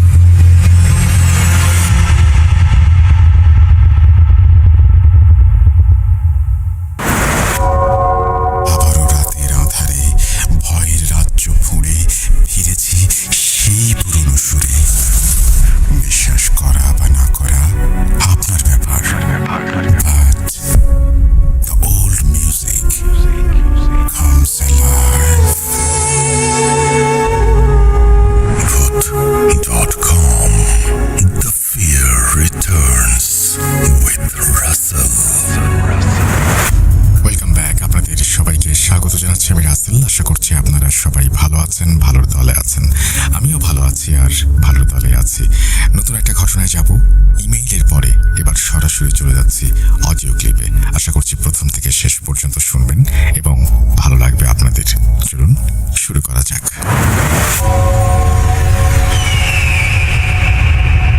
আসসালামু আলাইকুম রাসেল ভাই ও প্রিয় লিসেনার্স, আমি মোহাম্মদ সিফাত আলম। আজকের ঘটনাটি আমি কালেক্ট করেছি বেশ কিছুদিন আগেই, 2019 সালের কথা। ঘটনাটি আমাকে যিনি শেয়ার করেছেন তার নামটা আমি প্রকাশ করছি না, তবে তিনি তার জীবনের এমন এক ভয়াবহ অভিজ্ঞতার কথা আমাকে বলেছেন যা শুনলে যে কারো বুকের ভেতরটা ধক করে উঠবে। চলুন প্রিয় লিসেনার্স, আজকের ঘটনায় প্রবেশ করা যাক। বলছেন সেই ভাই। আসসালামু আলাইকুম ভাইজান। 2019 সালে আমি তখন ইউনিভার্সিটিতে পড়ি। ইউনিভার্সিটির ক্লাস, অ্যাসাইনমেন্ট আর আড্ডায় বেশ ভালোই সময় কাটছিল। তো আমাদের ইউনিভার্সিটির মাঝামাঝি সময়ে যে লম্বা একটা সামার ব্রেক বা ছুটি থাকে, সেই সময়টায় আমি ভাবলাম শুধু শুধু বসে না থেকে কোথাও পার্ট টাইম একটা কাজ করে নিই। এতে করে কিছুটা অভিজ্ঞতা হবে আর আমার সময়টাও ভালো কাটবে। অনেক খোঁজাখুঁজির পর আমি একটা জায়গায় কিছুদিনের জন্য কাজ করার জন্য জয়েন করি। কোম্পানিটা ছিল মূলত একটা বিদেশি মাল্টিন্যাশনাল কোম্পানি। বেশ ভালো আর গোছানো একটা পরিবেশ ছিল সেখানে। তো সেখানে কাজ শুরু করার পর স্বাভাবিকভাবেই নতুন নতুন মানুষের সাথে আমার পরিচয় হতে লাগলো। তাদের মধ্যে আমার খুব ভালো একজন বন্ধু হয়ে যায়। সে ছিল একটা মেয়ে। আমরা একসাথে কাজ করতাম, ব্রেক টাইমে খেতাম আর আড্ডা দিতাম। বেশ ভালোই চলছিল সময়গুলো। ঠিক ওই সময় আমাদের অফিসে নতুন একটা ছেলে জয়েন করে। প্রথম দিন থেকেই ছেলেটাকে আমার কেমন যেন একটু অন্যরকম লাগছিল। অন্যরকম বলতে তার হাব ভাব, চলাফেরা সবকিছুতে একটা অদ্ভুত ব্যাপার ছিল। একটু বুঝিয়ে বলি, ছেলেটা যে খুব একটা গরিব ঘর থেকে এসেছে এমনও কিন্তু বিষয়টা না, বরং পরে আমরা জানতে পেরেছিলাম যে সে বেশ ভালো এবং বিত্তবান একটা পরিবার থেকে এসেছে। বড়লোক ঘরের ছেলে, কিন্তু তার কাছে পরার মতো খুব বেশি কাপড় চোপড় ছিল না। ওর কাছে মাত্র 2 বা 3টা প্যান্ট আর কয়েকটা শার্ট ছিল। প্রতিদিন সে ওই 2-3টা প্যান্টই ঘুরে ফিরে পরে আসতো অফিসে। প্রথম দিকে আমরা ভাবতাম হয়তো সে খুব সাধারণ জীবনযাপন করতে পছন্দ করে, কিন্তু ধীরে ধীরে আমরা বুঝতে পারলাম যে ব্যাপারটা আসলে তা নয়। ছেলেটা ছিল ভীষণ চুপচাপ স্বভাবের, ইন্ট্রোভার্ট বলতে পারেন। মানুষের সাথে একদমই মিশতে চাইতো না। নিজের ডেস্কে বসে কাজ করত আর কাজ শেষ হলে চুপচাপ চলে যেত। নিজ থেকে কারোর সাথে কথা বলতো না। আর সব থেকে অদ্ভুত ব্যাপার কি জানেন? তাকে দেখলে আপনার মনে হবে সে খুব রাগী একজন মানুষ। তার চেহারার মধ্যে এমন একটা রুক্ষতা ছিল, মনে হতো সে তার ভেতরে প্রচুর রাগ জমিয়ে রেখেছে, কিন্তু সে কখনো সেই রাগটা প্রকাশ করতো না। মানুষের সাথে সে কখনোই খারাপ ব্যবহার করেনি, জোরে কথা বলেনি, কিন্তু তাকে দেখলেই কেমন যেন একটা অস্বস্তি কাজ করত। আপনারা হয়তো ভাবছেন একটা মানুষের চেহারা রাগী হলেই বাকি, কিন্তু ভাইজান, কিছু মানুষের উপস্থিতি আপনাকে বুঝিয়ে দেবে যে সে কোথাও একটা গন্ডগোল আছে। ছেলেটার সাথে কথা বলার সময় তার চোখের দিকে তাকালে কেমন যেন একটা ফাঁকা দৃষ্টি চোখে পড়তো। মনে হতো সে আপনার দিকে তাকিয়ে আছে ঠিকই, কিন্তু সে আসলে আপনাকে দেখছে না, দেখছে অন্য কিছু একটা। এই ছেলেটার সাথে ধীরে ধীরে আমার একটা গভীর সম্পর্ক তৈরি হয়। আমি আর আমার ওই মেয়ে বন্ধুটা মিলে ঠিক করলাম যে ছেলেটাকে একটু নর্মাল করার চেষ্টা করব। আমরা তাকে আমাদের আড্ডায় ডাকতে শুরু করলাম। লাঞ্চ ব্রেকে একসাথে খেতে বসতাম, তাকে জানার চেষ্টা করতাম। ভাবতাম হয়তো সে একা থাকতে থাকতে এমন হয়ে গিয়েছে, আমাদের সাথে মিশলে হয়তো এই একঘেয়েমিটা কেটে যাবে। তো আমাদের এই চেষ্টার ফলে এক সময় তার সাথে আমাদের বেশ কয়েকটি বন্ধু তার সাথে যোগ দেয়। সেও আমাদের সাথে টুকটাক কথা বলতে শুরু করে। এভাবেই বেশ কিছুদিন কেটে যাওয়ার পর একদিন উইকেন্ডে, অর্থাৎ শুক্রবারে, আমাদের দুজনকে তার বাসায় ইনভাইট করা হলো। সে বলল, চল আজ আমার বাসায় গিয়ে আড্ডা দিই। আমরাও ভাবলাম মন্দ কি, ওর বাসায় গেলে হয়তো ওকে আরো ভালোভাবে চেনা যাবে। তো আমরা শুক্রবার বিকেলে ওর দেওয়া ঠিকানায় চলে গেলাম। ঠিকানা মতো সেখানে পৌঁছানোর পর আমরা দেখলাম বিশাল বড় একটা গেট। গেটটা বাইরে থেকে বন্ধ। আমরা কলিং বেল চাপার আগেই দেখলাম গেটটা নিচে নিচেই খুলে গেল। আমরা ভেতরে ঢুকলাম। বাড়িটা বাইরে থেকে দেখতে বেশ সাধারণ লাগলেও ভেতরে ঢোকার পর বুঝতে পারলাম এটা বিশাল এক বড় বাড়ি, প্রায় 2-3 বিঘার উপর তৈরি। কিন্তু এত বড় বাড়ি হওয়ার পরও বাড়ির ভেতরে কেমন যেন একটা নিস্তব্ধতা বিরাজ করছে। কোনো মানুষের সারা শব্দ নেই। মনে হচ্ছিল যেন বছরের পর বছর এই বাড়িতে কেউ থাকে না। আমরা যখন সিঁড়ি বেয়ে উপরে উঠলাম তখন রেলিংয়ে হাত দিতে আমার হাতে পুরো ধুলোর আস্তরণ লেগে যায়। মনে হচ্ছিল যেন অনেকদিন রেলিংয়ে কেউ হাতই রাখেনি। এত বড় একটা বাড়ি, অথচ পরিষ্কার করার কোনো নামগন্ধ নেই। ধুলোবালি যেন বাড়িটাকে জেঁকে বসেছিল। ওগুলো যেন বাড়ির একটা চাপা পড়া রহস্যের মতো আমার হাতের তালুতে আটকে গেল। আমরা উপরে গিয়ে উঠলাম। রুমে ঢোকার পর আমার অস্বস্তিটা আরো বেড়ে গেল। এত বড় একটা রুম, কিন্তু ভেতরে ঘুটঘুটে অন্ধকার, কোনো লাইট নেই। আমি অবাক হয়ে জিজ্ঞাসা করলাম, কি রে, রুমে কোনো লাইট জ্বালাসনি কেন? এত অন্ধকার করে রেখেছিস যে? সে খুব স্বাভাবিক গলায় উত্তর দিল, না না, লাইট অফ থাকাই ভালো, আমার লাইট খুব একটা পছন্দ না। ওর রুমে একটা বিশাল বড় গেমিং স্টেশন ছিল। ওই গেমিং স্টেশনে স্ক্রিনের আলো আর আমাদের মোবাইলের ফ্ল্যাশ লাইটের আলোতে আমরা রুমে বসে থাকলাম। কেমন যেন একটা অদ্ভুত আর অস্বস্তিকর পরিবেশ। আমার বুকের ভেতরটা কেমন যেন ধরফর করছিল। অন্ধকারে বসে থাকতে এমনিতে একটু সমস্যা হয়। ওই রুমের সাথে লাগোয়া একটা ছোট বারান্দা মতো ছিল। আমি আর ওই অন্ধকার রুমে বসে থাকতে পারছিলাম না। তাই আমি বললাম, আমি একটু বারান্দা থেকে ঘুরে আসছি। বারান্দাটি ছিল ঠিক নিচের লনের উপরে। একটু আগে আমরা যখন নিচের লনে বসেছিলাম তখন সেখানে আমরা বারবিকিউ করেছিলাম, সাথে আরো অনেক ড্রিঙ্কস আর ডেজার্টও ছিল। একটা বড় টেবিলের ওপর খাবারগুলো সাজানো ছিল। বারান্দা থেকে আমি যখন নিচের দিকে তাকালাম, আমার তো চোখ কপালে ওঠার জোগাড়। ওই যে টেবিলটা যেখানে আমরা বারবিকিউ করলাম, সেখানে সেই টেবিলটা পুরো ফাঁকা, একদম পরিষ্কার। মানে সেখানে একটু আগে কেউ বসে আড্ডা দিয়েছে বা খেয়েছে তার কোনো চিহ্ন পর্যন্ত নেই। একদম ঝকঝকে পরিষ্কার। আমি অবাক হয়ে গেলাম। মাত্র 3 কি 4 মিনিট আগে আমরা ওখান থেকে উঠে উপরে এসেছি। এর মধ্যে এতগুলো আধোয়া থালা বাসন, গ্লাস সব পরিষ্কার করে কে রেখে গেল? কিভাবে রেখে গেল? আমি তাকে সাথে সাথে জিজ্ঞাসা করলাম, কি রে ভাই, নিচের ডাইনিং এর ওই জায়গাটাতে মাত্র না আমরা খেলাম? সে খুব শান্ত গলায় বলল, হ্যাঁ। আমি বললাম, তাহলে এত দ্রুত সব পরিষ্কার হয়ে গেল কিভাবে? সে খুব ক্যাজুয়াল ভঙ্গিতে উত্তর দিল, আরে কাজের লোক আছে না, ওরাই তো পরিষ্কার করে দিয়ে গেছে। তার কথা শুনে আমি চুপ করে গেলাম। তখন আর আমার মাথায় অন্য কিছু আসেনি। ভাবলাম, হ্যাঁ, বড় লোকের বাড়ি অনেক কাজের লোক থাকতেই পারে, তারাই হয়তো দ্রুত পরিষ্কার করে ফেলেছে। কিন্তু মনের ভেতরের খচখচানিটা রয়েই গেল। এত দ্রুত কোনো মানুষের পক্ষে এতগুলো জিনিস সরানো কি সম্ভব আসলে? যাই হোক, আমরা আবার ওই অন্ধকার রুমে বসে আড্ডা দিতে লাগলাম।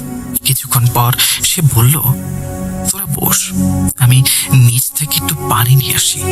এই বলে সে রুম থেকে বেরিয়ে গেল। সে চলে যাওয়ার পর আমি আর আমার ফ্রেন্ড চুপচাপ বসে একে অপরের দিকে তাকিয়ে থাকলাম।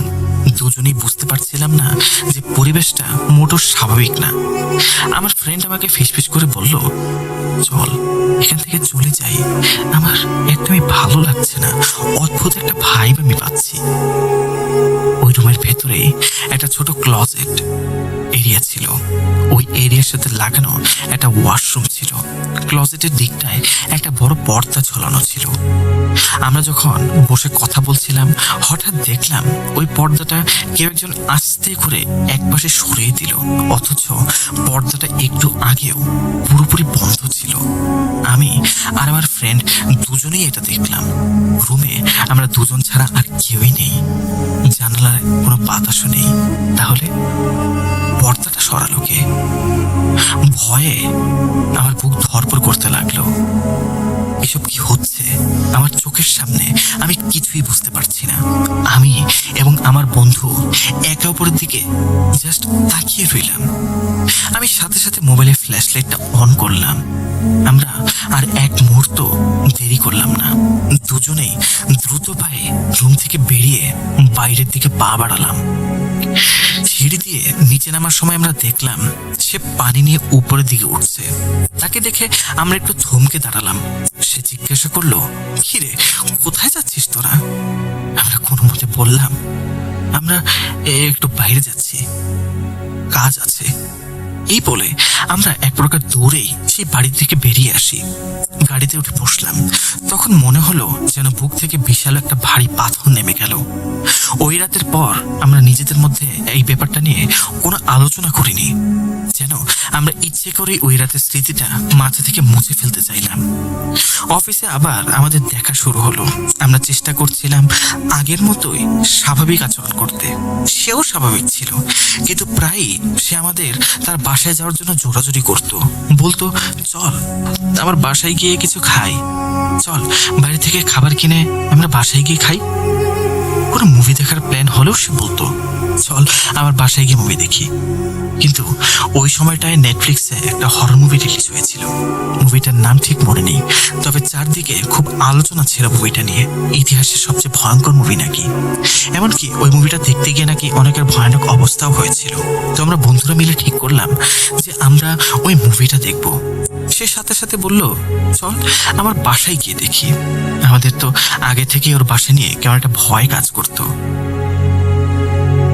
কিন্তু সে এত জোরাজুরি করতে লাগলো যে শেষমেশ আমরা রাজি হয়ে গেলাম।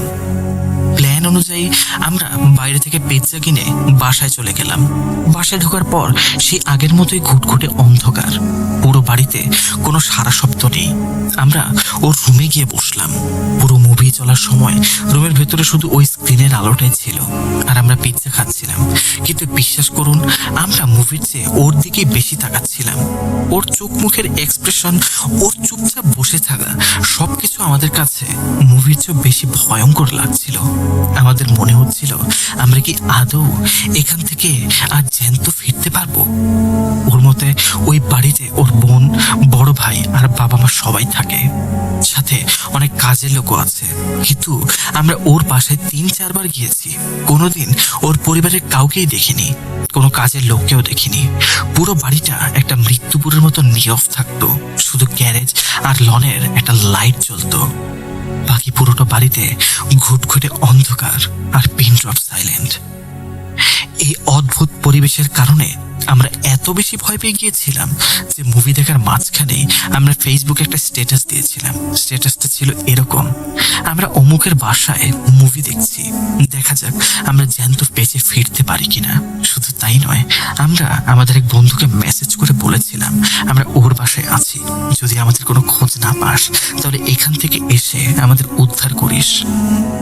মুভি শেষ করে আমরা কোনো মতে ওখান থেকে যান নিয়ে পালিয়ে আসি। এরপর একদিন আমি আমার মায়ের সাথে বসে খাবার টেবিলে এই বিষয়গুলো নিয়ে আলোচনা করছিলাম। মাকে সব খুলে বলছিলাম, ওর বাসার অন্ধকার পরিবেশ, ওর অদ্ভুত আচরণ, বাড়ির নিস্তব্ধতা, সবকিছু। আমি মাকে বলেছিলাম ওর কাছ থেকে কেমন যেন একটা নেগেটিভ এনার্জি আসে, আর ওর বাসায় আমরা কোনোদিন কাউকে দেখিনি। আপনারা হয়তো বিশ্বাস করবেন না, আমি যখন খাবার টেবিলে বসে মায়ের সাথে ঠিক এই কথাগুলো বলছিলাম, ঠিক সেই মুহূর্তে আমার হোয়াটসঅ্যাপে ওর একটা মেসেজ আসলো। আমি চমকে উঠলাম। আমি সাথে সাথে মেসেজটা মাকে দেখালাম, বললাম, মা দেখো, এইমাত্র ওর মেসেজটা এলো। মা মেসেজটা দেখে একটু গম্ভীর হয়ে গেলেন। তিনি বললেন, বাবা, এই ছেলেটার কাছ থেকে তুমি দূরে থাকো। আমার কাছে ব্যাপারটা মোটেও সুবিধার মনে হচ্ছে না। ওর সাথে তুমি কি কোনো ছবি তুলেছো? আমি বললাম, না মা, তেমন কোনো ছবি নেই। মা তখন বললেন, আমার মনে হচ্ছে ছেলেটার সাথে অন্য কিছু যোগাযোগ আছে। এটা কোনো স্বাভাবিক ব্যাপার নয়। কিছু মানুষ থাকে যারা মানুষের রূপ ধরে থাকলেও তাদের ভেতরে অনেক কিছু বাস করে। তুমি ওর সাথে মেলামেশা বন্ধ করে দাও। মায়ের কথাগুলো শুনে আমার মাথার ভেতরটা কেমন যেন ভরে উঠল। আমি ভাবতে লাগলাম, আসলে কি ছেলেটার ভেতরে জিন বা অন্য কোনো খারাপ টাইপের কিছু আছে? এর কিছুদিন পর আমাদের গ্রুপে অন্য একটা মেয়ের সাথে ওর ভালো বন্ধুত্ব হয়ে যায়। মেয়েটি আমাদের সাথেই কাজ করত, খুব হাসি খুশি আর মিশুক স্বভাবের মেয়ে। তো ধীরে ধীরে তাদের বন্ধুত্বটা একটা রিলেশনশিপের দিকে এগোতে থাকে। যখন আমরা দেখলাম ব্যাপারটা সিরিয়াস হয়ে যাচ্ছে, তখন আমি আর আমার বন্ধু মিলে ওই মেয়েটিকে অনেক বোঝানোর চেষ্টা করলাম। আমরা ওকে বললাম যে, দেখ, ছেলেটাকে আমাদের স্বাভাবিক মনে হয় না, ওর সাথে জড়ানোটা তোর জন্য ঠিক হবে না, তুই ওকে এড়িয়েই চল। কিন্তু মেয়েটি আমাদের কথায় কান দিল না। সে উল্টো আমাদের উপর রাগ করলো। তার মনে হলো আমরা হয়তো তাদের সম্পর্কের মাঝে বাধা হয়ে দাঁড়াচ্ছি। ধীরে ধীরে সে আমাদের সাথে সব ধরনের যোগাযোগ বন্ধ করে দিল। এমনকি সে আমাদের দুজনকে ইনস্টাগ্রাম থেকে ব্লক পর্যন্ত করে দিল। আমরা ভাবলাম, ঠিক আছে, ওর যদি এটাই ভালো মনে হয় তাহলে আমাদের আর কিছুই বলার নেই। আমরাও আর এই বিষয়ে মাথা ঘামালাম না। এরপর বেশ কয়েক মাস কেটে গেছে। হঠাৎ একদিন আমি জানতে পারলাম ওরা বিয়ে করে ফেলেছে, কিন্তু বিয়ের খবরটা ওরা কাউকেই জানায়নি, আমাদেরকেও দাওয়াত দেয়নি। আমি একটু অবাক হয়ে বিষয়টা ভাবলাম, কিন্তু খুব একটা গায়ে লাগালাম না।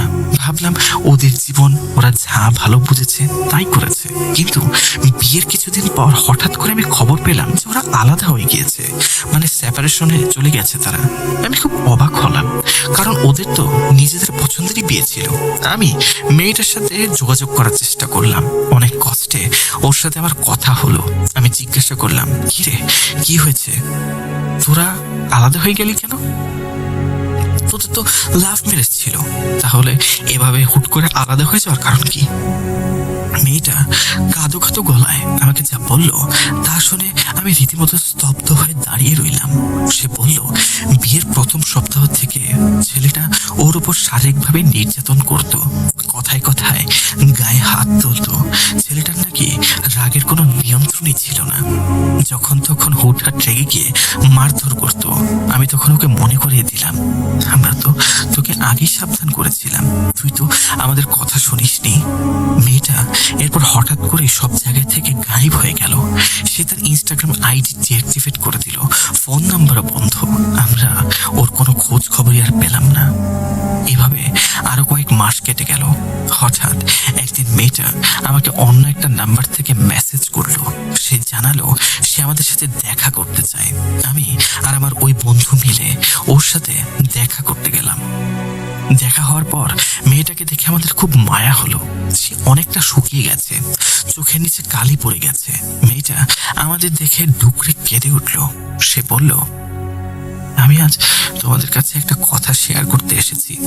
যদি কখনো ওই ছেলেটা তোমাদের সাথে যোগাযোগ করার চেষ্টা করে, তোমরা কখনোই ওর সাথে কথা বলবে না, ওকে এড়িয়ে যাবে।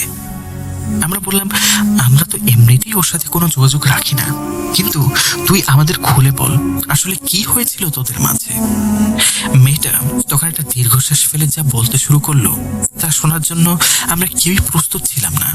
মেয়েটা বলল, তোমরা কি জানো, বিয়ের পর আমি যে বাড়িতে গিয়েছিলাম, এই বাড়িতে আসলে কারা থাকে? বললাম, কি আবার? ওর বাবা মা বা ভাই বোন? ও তো সেটাই বলেছিল, যদিও ওর বাসায় গিয়ে কখনো আমার তাদের সাথে কোনো দেখা সাক্ষাৎ বা কথা কিছুই হয়নি, কিন্তু ও তো বলেছিল ওর বাসায় ওর বাবা মা, ভাই বোন এবং অনেকগুলো কাজের মেয়ে আছে বা ছেলে আছে। আমি তো এটাই জানতাম। মেয়েটা একটা ম্লান হাসি হেসে বলল, না, ওই বাড়িতে ওর পরিবারের কেউ থাকে না। ওর বাবা মায়ের অনেক আগেই সেপারেশন হয়ে গেছে। ওর মা আর ভাই বোন অন্য একটা বাসায় থাকে। ওই বিশাল বাড়িতে শুধু ওর বাবা একটা মাত্র রুমে থাকেন, আর বাকি পুরো বাড়িতে থাকে জিন। আমি আর আমার বন্ধুরা একে অপরের দিকে তাকালাম। আমাদের গলা শুকিয়ে কাঠ হয়ে গেল। আমি ঢোক গিলতে গিলতে বললাম, জিন? মানে কি বলছিস তুই এসব? ওর বাড়িতে ওর বাবা আর ও ছাড়া জিন থাকে? এটা এটা এটা এটা কি আসলে সত্যি? আমি আসলে নিজের সাথে বেশ যুদ্ধ করতে লাগলাম, কারণ এই কথাগুলো আসলে বিশ্বাস করার মতো কোনো কথা ছিল না। আমি মনে মনে ভাবছিলাম, এটা কোন ধরনের কথা? এরকম কি আসলেই সম্ভব?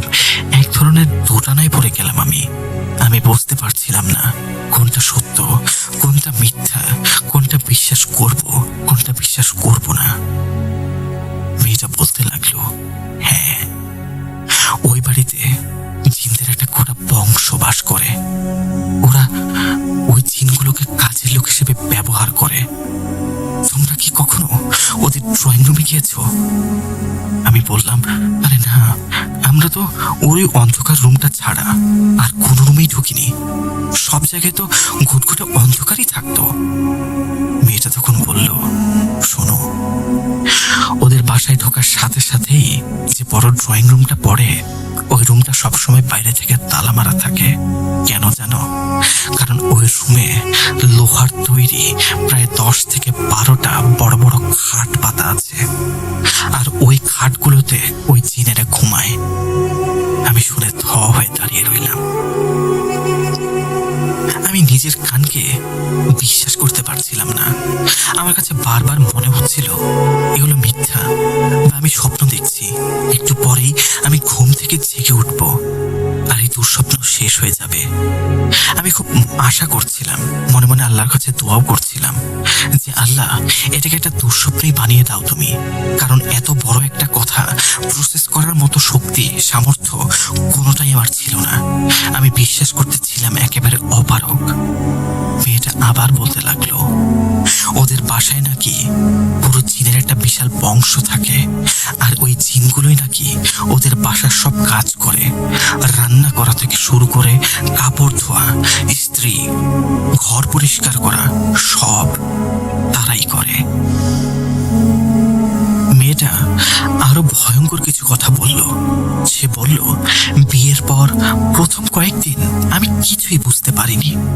ধীরে ধীরে আমি খেয়াল করলাম, আমি যখন রান্নাঘরে যেতাম দেখতাম সব কাজ নিজে নিজেই হয়ে যাচ্ছে।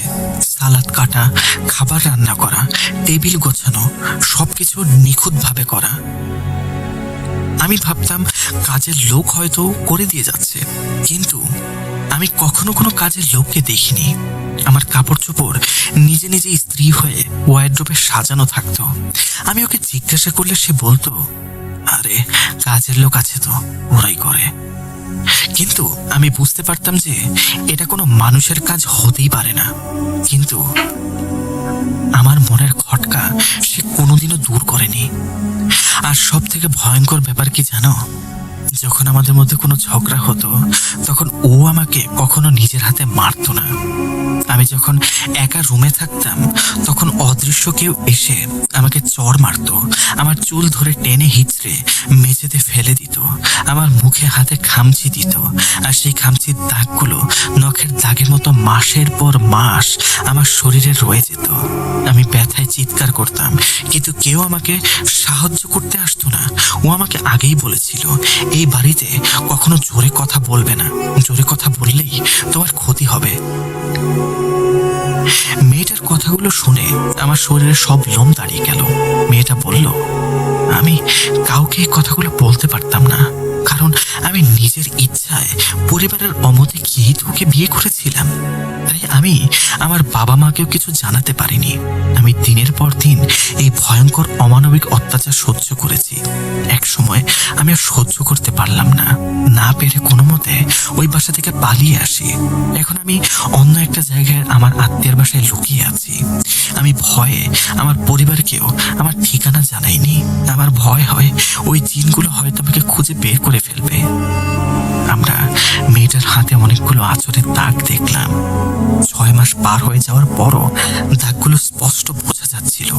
আমরা বুঝতে পারলাম মেয়েটা কতটা ভয়ঙ্কর একটা পরিস্থিতির মধ্য দিয়ে গেছে।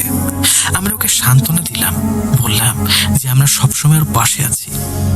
ডিয়ার লিসেনার্স, আপনারা হয়তো ভাবছেন এই ঘটনা শেষ এখানেই, কিন্তু না, আসল ভয়ঙ্কর ব্যাপার তো এখনো বাকি, আর কেবল শুরু। মেয়েটার সাথে দেখা করে আসার ঠিক 2 দিন পরের ঘটনা। আমি আমার রুমে বসে ল্যাপটপে কাজ করছিলাম। হঠাৎ আমার ইনস্টাগ্রামে একটা ফলো রিকোয়েস্ট আসলো। আমি প্রোফাইল চেক করে দেখলাম কোনো ছবি নেই, কোনো পোস্ট নেই, ফলোয়ার মাত্র 1 জন বা 2 জন, কিন্তু নামটা দেওয়া ওই ছেলেটার। আমি একটু অবাক হলাম, কারণ আমার ফোন নাম্বার বা ইনস্টাগ্রাম আইডি অনেক আগে চেঞ্জ হয়ে গিয়েছিল। ওর এই নতুন আইডি তো পাওয়ার কথা না, কোত্থেকে পেল? আমি আমার অন্য বন্ধুদেরও মেসেজ দিয়ে জিজ্ঞাসা করলাম। তারাও জানালো তাদের কাছেও একই আইডি থেকে ফলো রিকোয়েস্ট আসছে। আমার বুকের ভেতরটা আবার কেমন যেন করে উঠলো। আমি রিকোয়েস্টটা ডিলিট করে দিলাম। কিন্তু এর কিছুক্ষণ পরেই আমার হোয়াটসঅ্যাপে একটা আননোন নাম্বার থেকে ভয়েস নোট আসলো। আমি ভয়ে ভয়ে ভয়েস নোটটা প্লে করলাম। ওপাশ থেকে সেই পরিচিত গলা। সে বলছে, হেই ম্যান, অনেকদিন দেখা নেই, চল না একদিন দেখা করি। তুই, আমি আর ওই ফ্রেন্ডটা, চল আমরা সবাই মিলে আমাদের বাসায় ডিনার করি। ভয়েস নোটটা শোনার পর আমার হাত পা ঠান্ডা হয়ে গেল। আমি কোনো রিপ্লাই দিলাম না। আমি সাথে সাথে মেয়েটাকে কল করে সব জানালাম। মেয়েটা খুব ভয় পেয়ে গেল। সে বলল, প্লিজ তুই ওখানে যাস না, ওকে এখনই ব্লক করে দে। ও যদি তোদের বাসায় চলেও আসে তবু ওর সাথে কথাও বলবি না, কোথাও যাবি না। ও হয়তো জিনগুলোর সাহায্যে তোদের আর আমাকে খুঁজে বের করে টার্গেট করেছে। আমি সাথে সাথে আমার মাকে সব খুলে ফেললাম। মা খুব সিরিয়াসলি বললেন, বাবা, ওই ছেলেটার সাথে আর কোনোদিনই যোগাযোগ রাখবি না। তুমি এখনই ওই নাম্বার ব্লক করে দাও।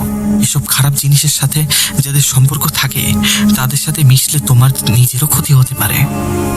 আমি মায়ের কথা মতো সাথে সাথে সব জায়গা থেকে তাকে ব্লক করে দিলাম। আল্লাহর রহমতে এরপর থেকে সে আর কখনো আমার সাথে যোগাযোগ করার চেষ্টা করেনি। কিন্তু ওর বাসায় যাওয়ার ওই ভয়ঙ্কর স্মৃতিগুলো আজও আমাকে তাড়া করে বেড়ায়। ওর ব্যাপারে কথা বলতে গিয়ে আমার আরো কিছু ছোট ছোট অদ্ভুত ঘটনার কথা মনে পড়ে। ছেলেটা মিষ্টি আর ঝাল খুব বেশি খেত, মানে অতিরিক্ত খেত। এমন ঝাল খেত যা কোনো স্বাভাবিক মানুষের পক্ষে খাওয়া সম্ভব না। একদিন আমরা একটা রেস্টুরেন্টে খেতে গিয়েছি। সে খাবারে এক্সট্রা চিলি ফ্লেক্স দিয়ে বলল, 1 চামচ না, 2 চামচ না, 3-4 চামচ ভরে সে ঝাল নিল। তারপর সেটা মাখিয়ে খুব আয়েশ করে খেতে লাগলো। আমি ওর খাওয়া দেখে অবাক হয়ে জিজ্ঞাসা করলাম, এটা তুই কিভাবে খাচ্ছিস? সে বলল, এইসব খাওয়া কি কোনো ব্যাপার? আমি একটু বেশি ঝাল খাই। তুই কি খেতে পারিস ঝাল? খেয়ে দেখা তো। আমি অবাক হয়ে 1 লোপা মুখে দিয়েছিলাম, আর ওই 1 লোপমাতেই আমার মনে হলো আমার সেন্স কাজ করা বন্ধ করে দিয়েছে। অথচ সে খুব শান্তভাবে কোনো রিয়াকশন ছাড়াই ওই খাবারটা খাচ্ছিল। ওর কোনো ঘাম হচ্ছিল না, চোখ দিয়ে পানি ঝরছিল না, যেন ওটা কোনো ঝালই না। এগুলো তো কোনো স্বাভাবিক মানুষের কাজ হতে পারে না ভাই। আরেকটা ব্যাপার হলো, ওই বিশাল বাড়িটার ছাদটা ছিল অনেকগুলো ধাপে তৈরি, মানে একটা লেভেলের উপর আরেকটা লেভেল। একদিন আমরা যখন ওর বাসায় গিয়েছিলাম তখন আমি খুব পরিষ্কার দেখেছিলাম যে নিচের একটা লেভেলের 5-6টা ছোট বাচ্চা খেলছে। আমি তখন তাকে জিজ্ঞাসা করলাম, কি রে, তোর বাসায় কোনো বাচ্চা তো নেই, তাহলে ওরা কারা? সে আমার কথার কোনো উত্তর দিল না, শুধু একটা অদ্ভুত হাসি দিয়েছিল। ওর সেই হাসিটা আমার এখনো মনে আছে। ওই মুন্না ভাই MBBS মুভির প্রিন্সিপালের হাসির মতো। খুব রাগের সময় মানুষ যেমন জোর করে হাসে, ঠিক তেমন একটা হাসি। ওর কাছে খুব পুরনো মডেলের একটা বাটন ফোন ছিল।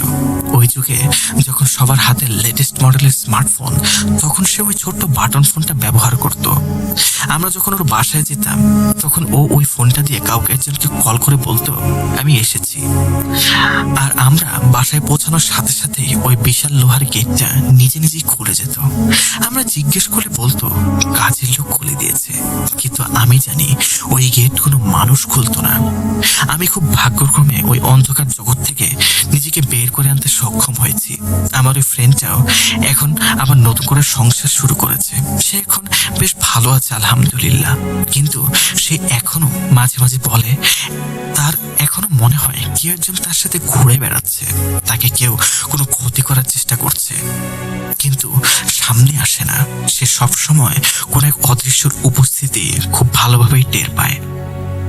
ভাইজান, আমরা হয়তো অনেক সময় অনেক কিছু না বুঝেই এমন সব মানুষের সাথে জড়িয়ে পড়ি যাদের আসল রূপটা আমরা কখনোই হয়তো দেখতে পাই না, কিন্তু আল্লাহ হয়তো আমাদের রক্ষা করার জন্যই কিছু ইঙ্গিত দিয়ে দেন। আমি আল্লাহর কাছে হাজার শুকরিয়া আদায় করি যে তিনি আমাকে এই ভয়ঙ্কর মানুষের হাত থেকে রক্ষা করেছেন এবং এই অন্ধকার বাড়ির ছায়া থেকে আমাদেরকে বাঁচিয়েছেন। আজও যখন আমার মনে পড়ে ওর সেই চাউনি, ওর সেই হাসি, ওর মেসেজগুলো, ওর ভয়েস নোটগুলো, আমার আত্মা শুকিয়ে যায়। আমি এখন একটা মানসিক প্রমাণ মধ্যে থাকি। আমি কারোর সাথে বন্ধুত্ব করতে পারি না, সন্দেহ হয়। আমার মাও বলেন কারোর সাথে বেশি জড়ানোর প্রয়োজন নেই, এতে করে নিজেরই ক্ষতি হতে পারে। আমি এখন বলতে গেলে প্রায় একাই থাকি। বিয়ে করেছি কিছুদিন আগে। আমার যে কলিগের সাথে আমার ভালো সম্পর্ক তৈরি হয়েছিল, আমি তাকেই বিয়ে করেছি এবং আমরা দুজন যদি কেউ কখনো আমাদেরকে কোথাও দাওয়াত দেয়, আমরা সেখানে যাই না। কেননা দাওয়াতের প্রতি আমাদের একটা আলাদা ধরনের ভয় সৃষ্টি হয়েছে। আমরা যখন ওর বাসায় যেতাম, সেই অন্ধকারাচ্ছন্ন পরিবেশ, সেই হালকা মৃদু আলো, নিজে থেকে গেট খুলে যাওয়া, সেই বড় বড় লোহার খাট, সেগুলোর কথা যখন আমাদের মনে পড়ে, আমাদের আত্মা শুকিয়ে যায়। আমরা স্বাভাবিক জীবনযাপন করছি ঠিকই, কিন্তু মানসিক দিক থেকে আমরা কেউই স্বাভাবিক আর হতে পারিনি। আমার মনে হয় না আমরা কখনো স্বাভাবিক হতেও পারবো। অনেক মনোবিজ্ঞানীর কাছে গিয়েছি, থেরাপি নিয়েছি, বিভিন্ন সেশনে বসেছি, কিন্তু আজ পর্যন্ত সেই ভয় আমাদের মধ্যে রয়েই গেছে।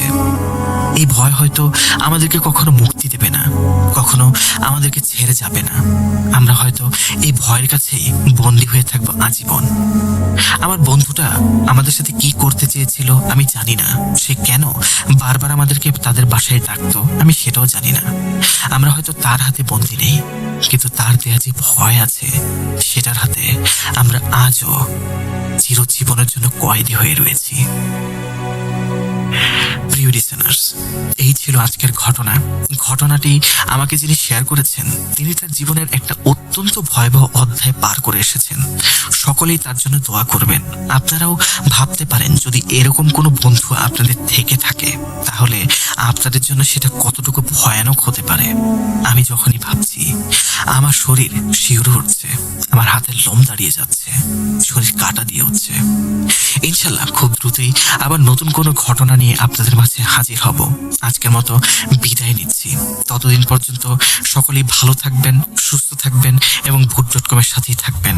আমি সিফাত আলম আজকের মতো আপনাদেরকে বিদায় জানাচ্ছি। আসসালামু আলাইকুম।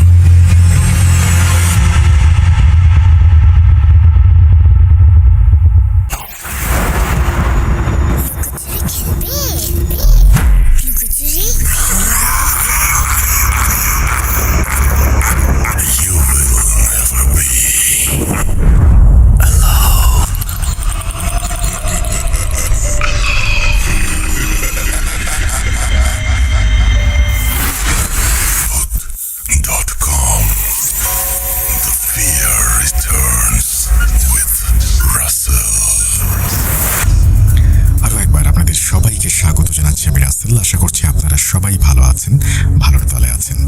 যেই মুহূর্তে ইউটিউবে আমাদের অনেক সাবস্ক্রাইবার, সেই মুহূর্তে আমরা এটাও জানি যে অনেকে শুনছেন কিন্তু এখনো পর্যন্ত সাবস্ক্রাইব করেননি। অনুগ্রহ করে সাবস্ক্রাইব করে ফেলবেন to get all the notifications. Bell আইকনটি অবশ্যই হিট করবেন। আমরা আরেকটা অডিও ক্লিপে যাব। চলুন শুরু করা যাক।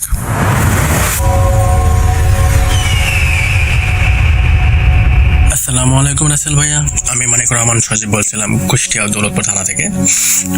আর আপনাকে ভালো আছে বলবো না, কারণ আমি জানি আপনি সবসময় ভালোতে দলে থাকেন, আর আমিও সেই দলেই আছি। আপনার শোয়ের সাথে আমার পথ চলা 2013 সাল থেকে, ভোট FM এখান থেকে। তখন আমি যখন ছোট ছিলাম তখন শুনতাম আর কি। তখন থেকে এই পর্যন্ত আমি ভোট.com থেকে বিভিন্ন ধরনের গল্প শুনে আসি, এবং এখনো মাঝে মাঝে শুনি, বিশেষ করে রাত্রে যখন এখানে হেডফোন দিয়ে ম্যাথ করার সময় শুনি, তখন আসলে খুবই ভালো লাগে এবং একটা রিয়েলিটি ফিল বোধ করে কাজ করে। তো আমি কথা না বাড়িয়ে আমি আসল কথায় আসতেছি। আমি আমার এক ফ্রেন্ডের কথা বলবো, কারণ আমি এই পর্যন্ত যদিও কখনো কোনো কিছু ফিল করি নাই, এমন কিছু যদিও আশায় থাকি যে কখন যদি এরকম একটা ফিল হয় বা ভৌতিক কোনো কিছু সম্মুখীন হই, সেরকম কখনো হয়ে ওঠে নাই। তবে এই বিষয়ে একদিন রিসেন্টলি আমার এক ফ্রেন্ডের সাথে কথা বলছিলাম ভূত নিয়ে। কথা বলতে বলতে সে তখন আমাকে জানাইলো যে সে আহার্ট এবং আহার্ট দেখতো বা দেখে, এবং বিভিন্ন মুভি এক্সপ্লেন, ইউটিউব থেকে মুভি এক্সপ্লেন দেখে, ভৌতিক সিনেমা দেখে। তো তখন আমি তাকে ভূত.com এর কথা বললাম, এবং এখান থেকে যে রিয়েল মানুষের লাইফে ঘটা রিয়েল ভূতের ঘটনা বা জিনের ঘটনা যেগুলো আমরা আসলে শুনি এবং আমাদেরকে রোমাঞ্চিত করে। তো সেই বিষয়ে কথা বলার পর সে তখন ভূত.com এর প্রতি ইন্টারেস্ট ফিল করে, এবং সে তখন থেকে ভূত.com শুনে। এবং মজার কথা হচ্ছে, আমি যখন রাত্রে ম্যাথ করার সময় কানে ইয়ারফোন দিয়ে যখন ভূতের গল্প শুনি, তখন মাঝে মাঝে আমার বেডের পাশে ঠিক জানালা থেকে বাইরে তাকাই ভূত কোনো কিছু দেখার জন্য, কোনো কিছু ফেস করার জন্য। যদিও বাইরে তাকানোর সময় একটা ভয় কাজ করে, তবুও আলাদা একটা সাহস নিয়ে দেখার চেষ্টা করে, কিন্তু সেই দুর্ভাগ্য বা সৌভাগ্য বলেন কোনোটাই হয় নাই। তবে আমি আমার সেই বন্ধুর কথা বলতেছি। তখন বন্ধু এই ভূতের গল্প শোনার পর সে তখন আমাকে বললো যে হ্যাঁ সত্যি আহার্টস বা অন্যান্য গল্প থেকে ভূত.com এর যে স্টোরিগুলো সেগুলো তার কাছে অনেক রিয়েল লেগেছে, এবং এটা রিয়েল। আমি তাকে বলেছি এগুলো সবই রিয়েল। তো একদিন সে তাকে আমাকে কিছুদিন আগে সে একটা কথা বললো, বিশেষ করে সে অস্বাভাবিক কিছু ঘটনা তার সাথে ঘটেছে, সে আমার সাথে শেয়ার করেছে। তো সেই ঘটনা আমি বলতেছি। আমার বন্ধু ঠিক যেভাবে বলেছে আমি গল্পটা ঠিক সেভাবেই বলতেছি। অনার্স সেকেন্ড ইয়ারের ফাইনাল পরীক্ষার পর মেস থেকে অনেক ফ্রেন্ড চলে যাওয়ার পর সে মেসে একাই ছিল। যেহেতু তার বাসায় কোনো কাজ না থাকায় সে মেসে একা থেকে গিয়েছে। সে ভূত.com আমার রেফারেন্স থেকে নিয়ে সে শুনতো, প্রতিনিয়ত শুনতো। তো হঠাৎ সে একদিন রাত্রে সে তাড়াতাড়ি ঘুমিয়ে যায়, মানে অন্যান্য দিনের থেকে সে তাড়াতাড়ি কেন জানি তার ঘুম পাচ্ছিল এবং ঘুমিয়ে যায়। এবং হঠাৎ তার রাত্রে ঠিক আনুমানিক 1:30 কি 2টা সেই সময় তার কোনো কারণে ঘুম ভেঙে যায়, এবং সে তখন উপরে তাকিয়ে দেখে যে কোনো কিছু হচ্ছে কিনা বা কোনো কিছু বোঝার চেষ্টা করতেছে। এবং তার কাছে পরিবেশ তো কেমন থমথমে অস্বাভাবিক মনে হচ্ছিল, যদিও মাঝরাত সবকিছু থমথমে, তারপরেও তার কাছে আলাদা কেমন জানি অস্বাভাবিক মনে হচ্ছিল যে কোনো কিছু একটা তার চারপাশে রয়েছে, সে একটা অন্য কিছু লিভিং থিংস ফিল করতেছে। তখন উপর থেকে সে ডান দিকে তাকায়, তারপরে ডান দিকে তাকায় যে আশেপাশে তার কিছু আছে মনে হচ্ছে, কিন্তু সে তাকে দেখে কিছু নেই। কিন্তু হঠাৎ যখনই সে দেখতে পায়, সে তার পায়ের দিকে তাকায়, দেখছে যে ছোট্ট একটা বাচ্চা, চুলগুলো কেমন চেহারা কেমন রুক্ষসুক্ষ এবং চুলগুলো এলোমেলো, তার দিকে চোখগুলো বড় বড় করে তাকিয়ে রয়েছে। আর সেই বাচ্চাটাকে দেখতে একদম কালো ছায়ার মতন, যদিও তার রুমে ড্রিম লাইট জ্বলছিল, সেই ড্রিম লাইটে স্পষ্ট সে দেখতে পাচ্ছে একটা ছায়া মূর্তি তার সামনে দাঁড়িয়ে, চোখগুলো বড় বড় করে, এবং তার সামনে সেই ছোট বাচ্চাটা কেমন একটা মুচকি হাসতেছে। সে প্রথম এটা দেখার পর সে তার বোঝার ভুল ভেবে সে যখন উঠে বসলো, তখন দেখে হ্যাঁ সেই কালো ছায়া মূর্তিটা তার সামনে রয়েছে এবং তার সামনে দাঁড়িয়ে মুচকি হাসতেছে। এবং সে তখনই বন্ধুটি তখন সে ভয় ফিল কাজ করে, এবং সে তখন জোর আটকে চিৎকার দেয়, কারণ সে ভেবেছে হয়তো বা চোর। সে যখন চোর চোর বলে চিল্লায়, এবং ঠিক তার দোতলায় ম্যাচ ছিল এবং 3 তলায় বাসার মালিক ছিল, এবং সে ঠিক বাসার মালিককে চোর চোর বলে ডাকতে শুরু করলো। সে বাসার মালিকের নাম ধরে চোর চোর বলে ডাকছিল, এবং তার এই কথা শুনে এবং তার চিৎকার শুনে সে ছোট বাচ্চার ছায়া মূর্তিটা তার সামনে হাত নাড়াতে নাড়াতে বসে পড়লো, এবং বসে পড়ে নিচে অদৃশ্য হয়ে গেল। সে যখন ভয়ে ভয়ে যখন আরো হালকা একটু কাছে গিয়ে দেখলো, সে দেখলো যে না, কোনো কিছুই নেই, সবকিছু স্বাভাবিক। কিন্তু সে এখনো বোঝা পারতেছে না সেটা কে ছিল, সে ছায়া মূর্তিটা কিসের, যে তাকে দেখে হাসছিল। এবং সে যখন চোর চোর বলে চিৎকার দিতে লাগলো ভয় পেয়ে, তখন সে বাচ্চাটা হাত নাড়াতে নাড়াতে নিচে বসে পড়ে উধাও হয়ে গেল। সে আসলে এই কেন ঘটনাটা ঘটেছে সে নিজেও জানে না, এবং সেটা সে আমাকে শেয়ার করেছে। এবং তারপরে সে দৌড়ে যে লাইট অন করে এবং বাসার মালিককে ডাকে। বাসার মালিক আসে এবং দেখে না রুমে কোনো কিছু নেই, যদিও রুমটার ভিতর থেকে লক করা ছিল। তো রাসেল ভাই, আমার কাছে গল্পটা এই পর্যন্তই, এটুকুই ছিল। যদিও এটা তেমন বেশ একটা ভয়ের নয়, তারপরেও তার কাছে এক ভয় লাগা কাজ করে। এবং সে আমাকে যখন এই গল্পটা শেয়ার করছিল তখন সে আসলে ভয় পাচ্ছিল এবং তার হাত কাঁপছিল, আমি দেখলাম, স্পষ্ট বুঝতে পারলাম। এবং রাসেল ভাইয়া সেই গল্পটা শোনার পর আমি সেই দিন রাত্রে ম্যাথ করতে করতে ভূতে প্রেমে শুনতে শুনতে যখন রাত 12:30 বেজে যায়, তখন আমি ঠিক ঘুমানোর আগে জানালার দিকে তাকাচ্ছিলাম ভয়ে ভয়ে, যদিও ভয় পাচ্ছিল, তারপরেও ভয়ে ভয়ে তাকাচ্ছিলাম যে কোনো কিছু যদি এরকম দেখতে পারি তাহলে ভালো হতো। সেটা রাসেল ভাইকে অবশ্যই শেয়ার করতে পারতাম। সেই অবস্থার সম্মুখীন হওয়ার জন্য তাকাচ্ছিলাম, কিন্তু সেটা আমি কোনো কিছু দেখতে পাই নাই। তবে আর একটা মজার জিনিস হচ্ছে, এই ভূত.com বা ভূতে প্রেমে শুনে আমি ছোটবেলায় যেমন ভীত ছিলাম, ভয় ছিল আমার, আমি মনে করি যে এখন তার থেকে অনেক ভয় কমে গেছে। বিশেষ করে আমি এখন সাহসী হয়ে গেছি, আমি নিজে বুঝতে পারি যে হ্যাঁ, আমি আগের মতন আর কোনো কিছু তুচ্ছ বিষয়ে ভয় লাগা কাজ করে না। আর ভাইয়া, আমি আর একটা জিনিস মনে করি যে সবাই যেটাকে অস্বাভাবিক বলে সেটা আমার কাছে অস্বাভাবিক মনে হয় না, কারণ সবাই যেটা অস্বাভাবিক বলে আমার কাছে সেটা মনে হয় ভূত.com। তো রাসেল ভাই, আজকে এই পর্যন্ত। যদি গল্পটা ভালো লাগে তাহলে অবশ্যই সেটা আপনাদের চ্যানেলে ছেড়ে দেবেন এবং ভালো লাগলে জানাবেন। আর তাছাড়া ভূত.com-এ এটাই আমার প্রথম অডিও ক্লিপস, যদি একটু নার্ভাস ফিল কাজ করছে, তারপরেও একটু ভুল ভ্রান্তি যদি হয়ে থাকে সকলে ক্ষমার দৃষ্টিতে দেখবেন। শেষবারের মতন আমি বলতেছি, আমি মানিক রহমান সজীব, কুষ্টিয়া দৌলতপুর থানা থেকে। ধন্যবাদ।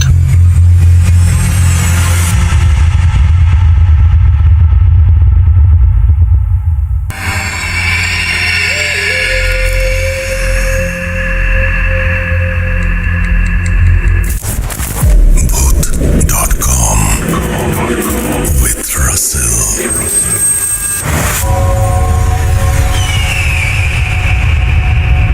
প্রিয় রাসেল ভাই, জিজ্ঞেস করবো না কেমন আছেন, কারণ আপনি সবসময় ভালোর দলেই থাকেন। আমার নাম মাহাদি হাসান নাফি, ময়মনসিংহ থেকে বলছি। ছোটবেলা থেকে ভূত এফএম-এর নিয়মিত শ্রোতা। 2015 থেকেই ভূত এফএম শুনছি, তখন ক্লাস 1-এ পড়তাম। তখন অবশ্য ভূত এফএম রাতে শোনা হতো না, আমার আপু ভূত এফএম চালু করে রেকর্ড করে রাখতো আর আমি সকালে শুনতাম। একটু বড় হয়ে সবসময় ইচ্ছে হতো যদি কোনো ঘটনা পাঠাতে পারতাম, তাও তো কোনোদিন ঘটনা পাঠানো হয়নি, কিন্তু আজকে একটু সাহস করে একটা ঘটনা পাঠিয়ে দিলাম। তো ঘটনায় যাওয়া যাক। ঘটনাটি শুনেছি আমার মায়ের মুখে, আমার মায়ের ভাষায় আমি বলছি। তখন 2008 সাল, গ্রীষ্মের গরমের সময়, রাত 12টার দিকে আমার প্রচন্ড পানি পিপাসা পায়।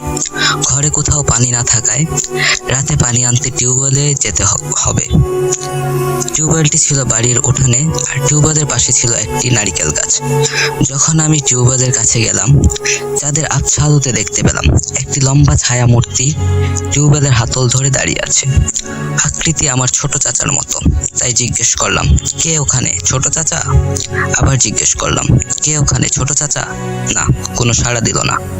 তাই আমি একটু এগিয়ে গেলাম ধরার জন্য, কিন্তু ভাবলাম এত ডাকার পরেও যেহেতু সাড়া দিল না, তাহলে কি ধরা ঠিক হবে? তাই আমি আর ধরলাম না, ঘরে চলে আসলাম। পরদিন সকালে আমি ছোট চাচাকে জিজ্ঞেস করলাম, আপনি কি রাতে টিউবওয়েলে দাঁড়িয়েছিলেন? তিনি উত্তরে বললেন, রাতে তো আমি বাড়ি আসিনি। তার ঠিক কিছুদিন পর রাত 2:30টার দিকে আমার টয়লেট যাওয়ার প্রয়োজন হয়। উল্লেখ্য, গ্রামের বাড়ি থাকায় টয়লেট বাড়ির পিছনে ছিল আর বাঁশঝাড়ের কাছে ছিল। আমি টয়লেটে গেলাম। টয়লেটের ভিতর থেকে আমি শুনছি বাঁশ ভাঙার শব্দ। মনে হচ্ছিল যেন কিছু একটা বাঁশঝাড় দুমড়ে মুচড়ে আমার দিকে এগিয়ে আসছে।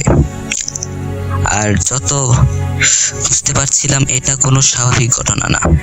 তারপর আমি টয়লেট থেকে বের হয়ে দৌড়ে ঘরে চলে আসি। পিছনে ঘুরে তাকানোর সাহস হয়নি। ঘরে এসে আমার হাজব্যান্ডকে ডেকে তুলে বলি যে আমার সাথে এরকম ঘটেছে। তারপর আমার হাজব্যান্ড এখানে গিয়ে দেখে সব একদম ঠিকঠাক, একটা ভাঙা বাঁশেরও চিহ্ন কোথাও নেই।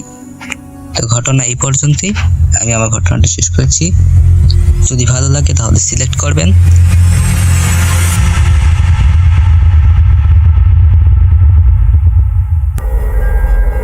Spirit, be here with me.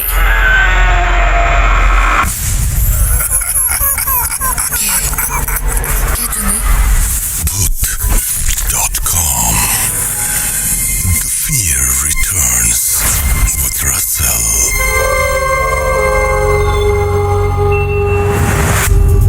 Welcome back. আপনাদের সবাইকে স্বাগত জানাচ্ছি আমি রাসেল। আশা করছি আপনারা সবাই ভালো আছেন, ভালোর দলে আছেন। আমিও ভালো আছি আর ভালোর দলে আছি। ঈদের কিন্তু খুব একটা বেশি দেরি নেই। বেশ কিছু স্পেশাল এপিসোড আপনাদের উপহার দেওয়ার পরিকল্পনা আছে, আর সেই কারণেই ঘটনা পাঠাতে হবে খুব দ্রুত। আমাদের ইমেল করার অ্যাড্রেস হচ্ছে russell.books.com@gmail.com। আপনাদের ইমেলের অপেক্ষায় থাকলাম। পরবর্তী ঘটনায় যাব, চলুন শুরু করা যাক।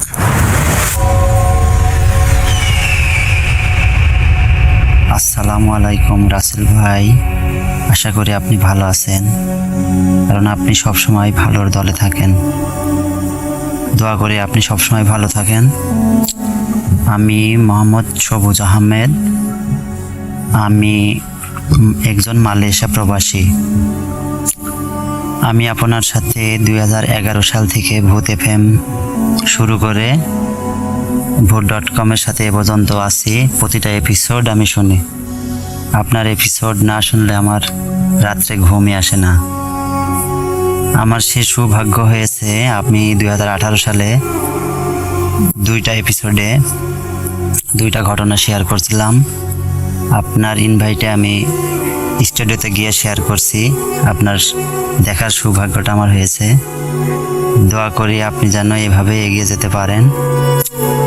আর আজকে যে ঘটনাটা আমি শেয়ার করব, এই ঘটনাটি ঘটেছে নেত্রকোনা জেলায়। কর্মসূত্রে আমি যে মালয়েশিয়াতে আছি, আমার সাথেই ওই নেত্রকোনার এক ভাই আছে, বন্ধু সম্পর্ক হয়ে গেছে আর কি। তার মুখ থেকে ঘটনাটি শোনা। তার নাম মোহাম্মদ শাহাবুদ্দিন। আমি এখন শাহাবুদ্দিন ভাইয়ের ঘটনাটি শেয়ার করব, তার মতন করে বলতেছি। হঠাৎ করে একদিন সন্ধ্যাবেলায় বাজার থেকে ফিরছিলাম। বাজার থেকে ফেরার পথে হঠাৎ একটি কালো বেড়াল রাস্তার সাইডে দেখতে পেলাম। পরে আমি মনে করছি স্বাভাবিক বিষয়, বেড়াল থাকতেই পারে। পরে আমি আমার মতো করে চলে আসতেছি বাজার থেকে। বাজার থেকে আসার পথে আমার একটা মাঠ পেরোতে হয়, আর মাঠের মাঝখানে একটা কালভার্ট আছে, একটা ছোট ব্রিজ। তো আমি মাঠে ঢোকার আগ দিয়ে বিড়ালটিকে আবার দেখতে পাই। তারপরও আমার অতটা প্যারানর্মাল মনোভাব হয় নাই। আমি আমার মতো করে চলে আসছি। আস্তে আস্তে প্রায় কালভার্টটার কাছাকাছি চলে আসছি। অনেকটা সন্ধ্যা ঘনিয়ে গেছে, অন্ধকার হয়ে গেছে, শীতের সময়। তো পরে কালভার্টের উপরে দেখি একটা মানুষ বসে আছে। তো আমি স্বাভাবিকভাবেই মানুষটাকে জিজ্ঞেস করলাম, ভাই আপনার বাসা কোথায়? যেহেতু মানুষটাও অচেনা ছিল। তো পরে উনি ওনার যে ঠিকানা দিল সেটা আমার চেনা নাই, অনেক দূরের ঠিকানা।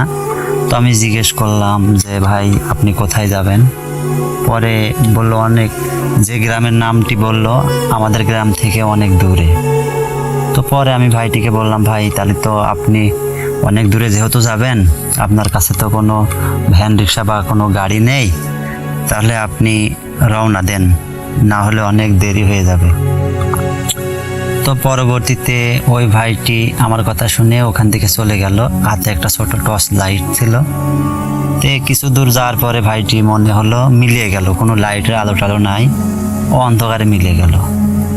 তো পরে আমি ভাবলাম যেহেতু নীরব পরিবেশ, কেউ নেই আশেপাশে, আমি একটু ফোনে কথা বলি।